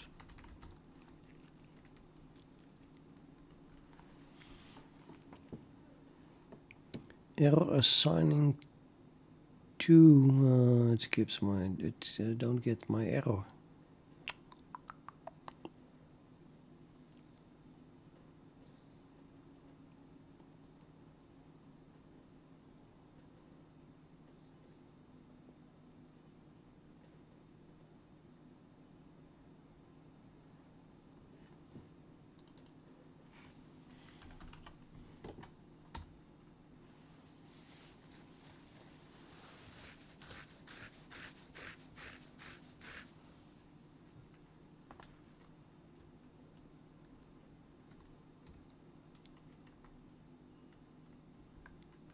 Totally a size type. Why can I not assign a size type to a debug damage option?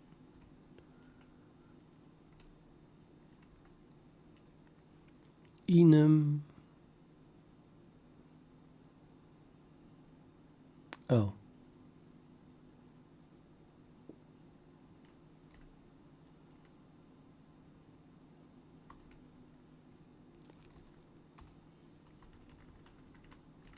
None, yeah, okay. I would have to cast that.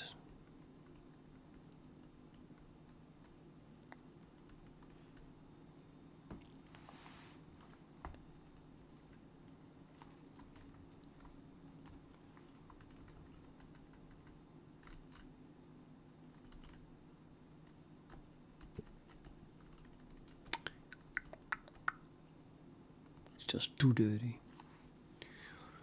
Too dirty.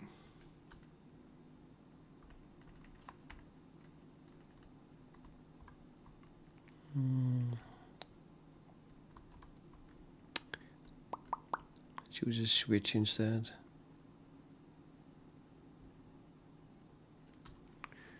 Switch.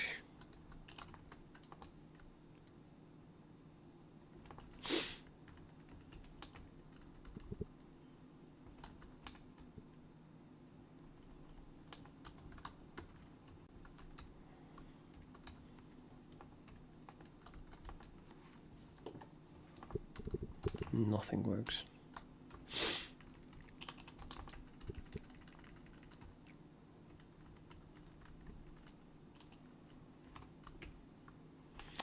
Case did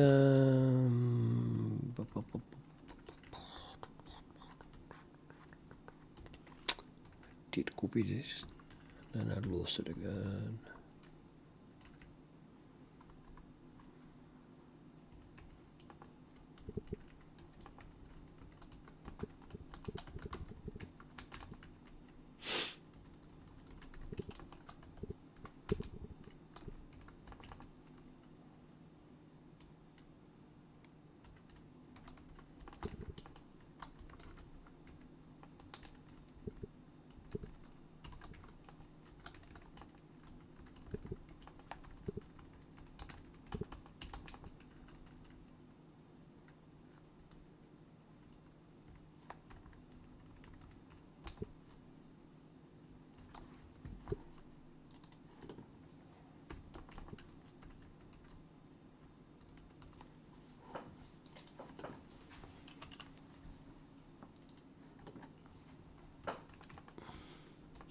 Look, Mom, without casting.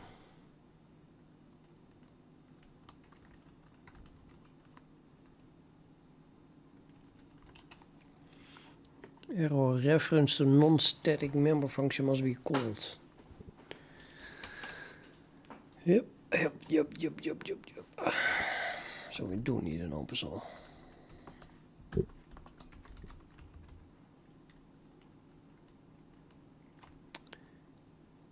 Oh, cannot create a non-constant pointer to member function.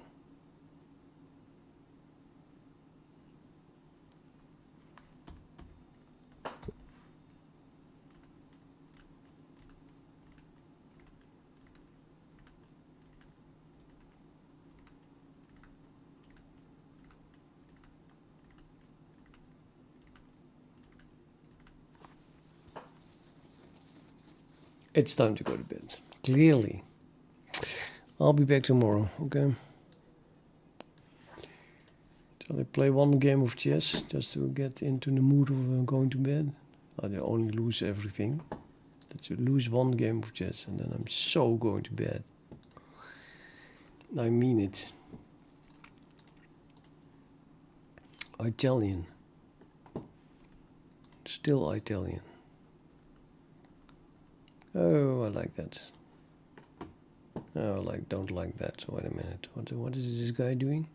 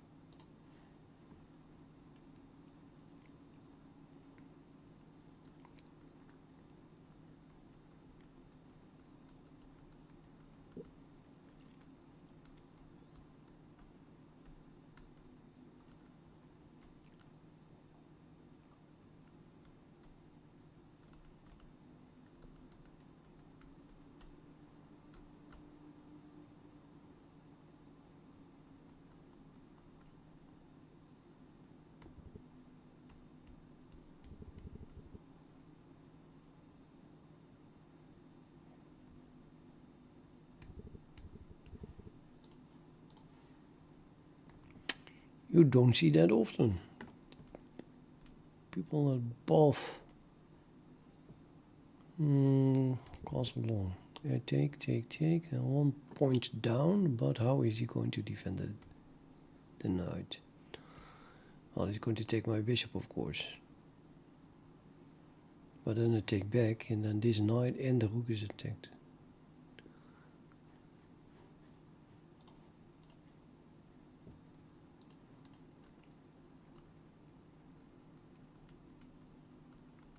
I can put the queen here as a defense. I'll just take here. I don't know. I probably lost a pawn. What is that? Why would he? Why would you do that? That is such nonsense. I allowed it to take back.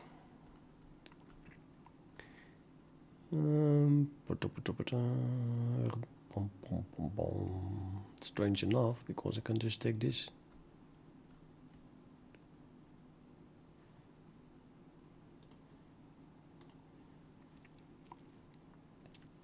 And then I win another quality.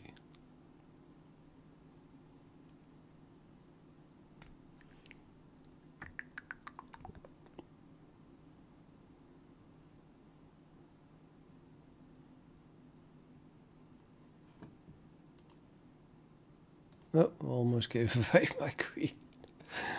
Nice try. go here, right? I can go there. I think I can go here.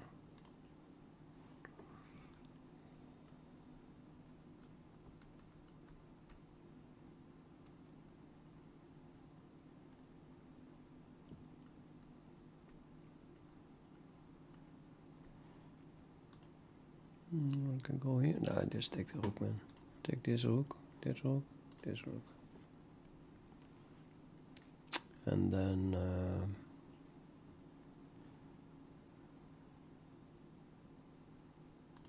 it can go here, I think. I'm just going to take it here.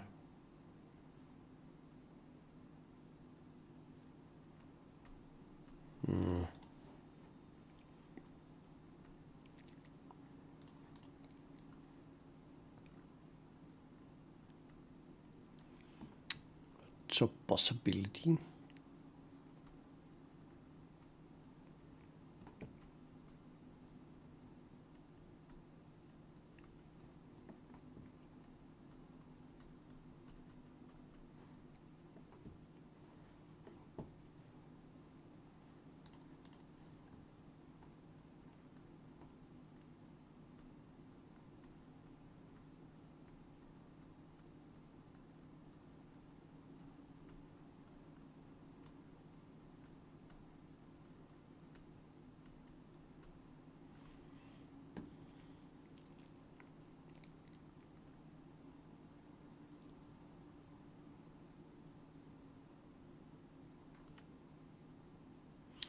And I have to open this file, of course. This file must be open. So I want to play this pawn. And then he should not be able to push that pawn. So if the knight would have gone back, I could have done that, because then the queen could not defend this pawn anymore. If I now do this, he just pushes.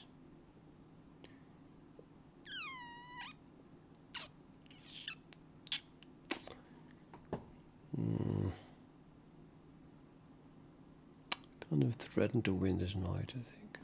The why not move.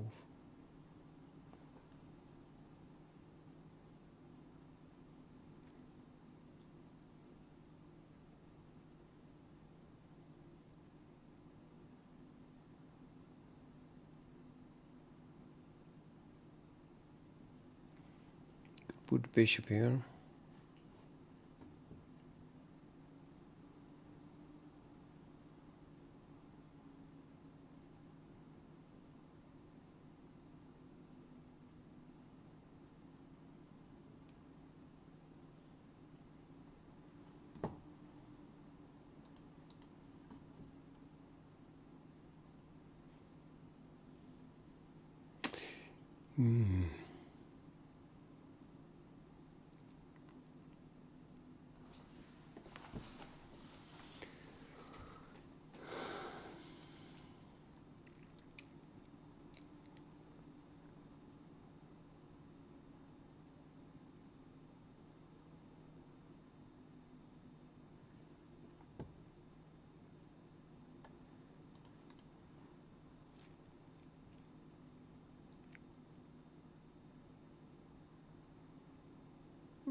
Pretty bad move. If he pushes it, I can't even take it, because then he takes here, and I lose the queen. Oh my god.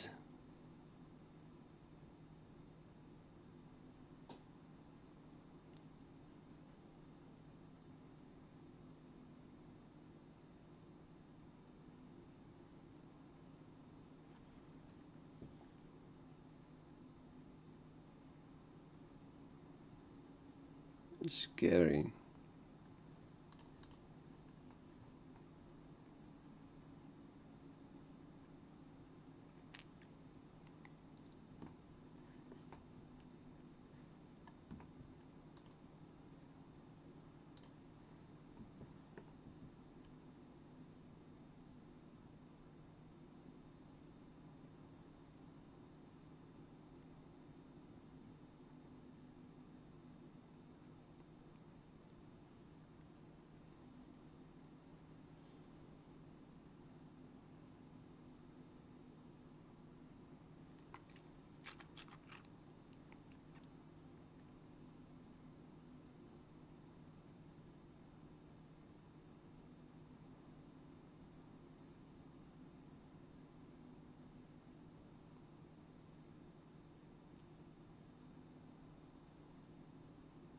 Yeah. Not a bad move.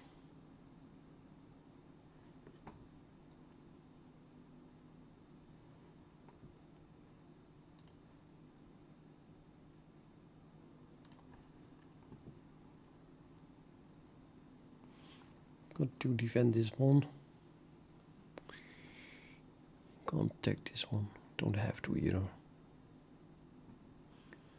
That's not a bad move, I suppose. And this one.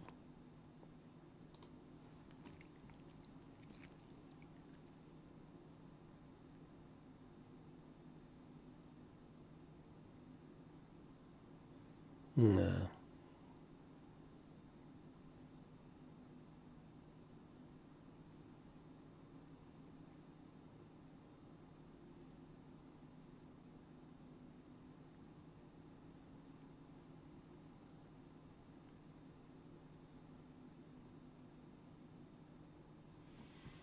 Now I'm 3 points up. And he was attacking me, so pretty happy that that one is gone now. Defend this one again. As if it is needed. But the knight cannot go anywhere still. I'm really trying to threatening to take it. Except that now the rook threatens to come there. But okay, I just go here, prevent it. Now I'm threatening to bring my rook over here, and then the knight is lost.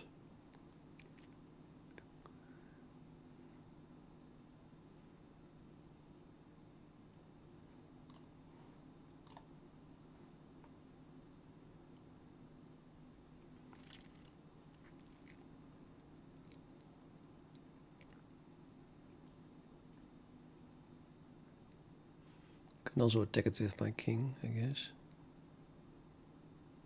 Was that the intention? Why? It doesn't help with the rook, help with the knight at all.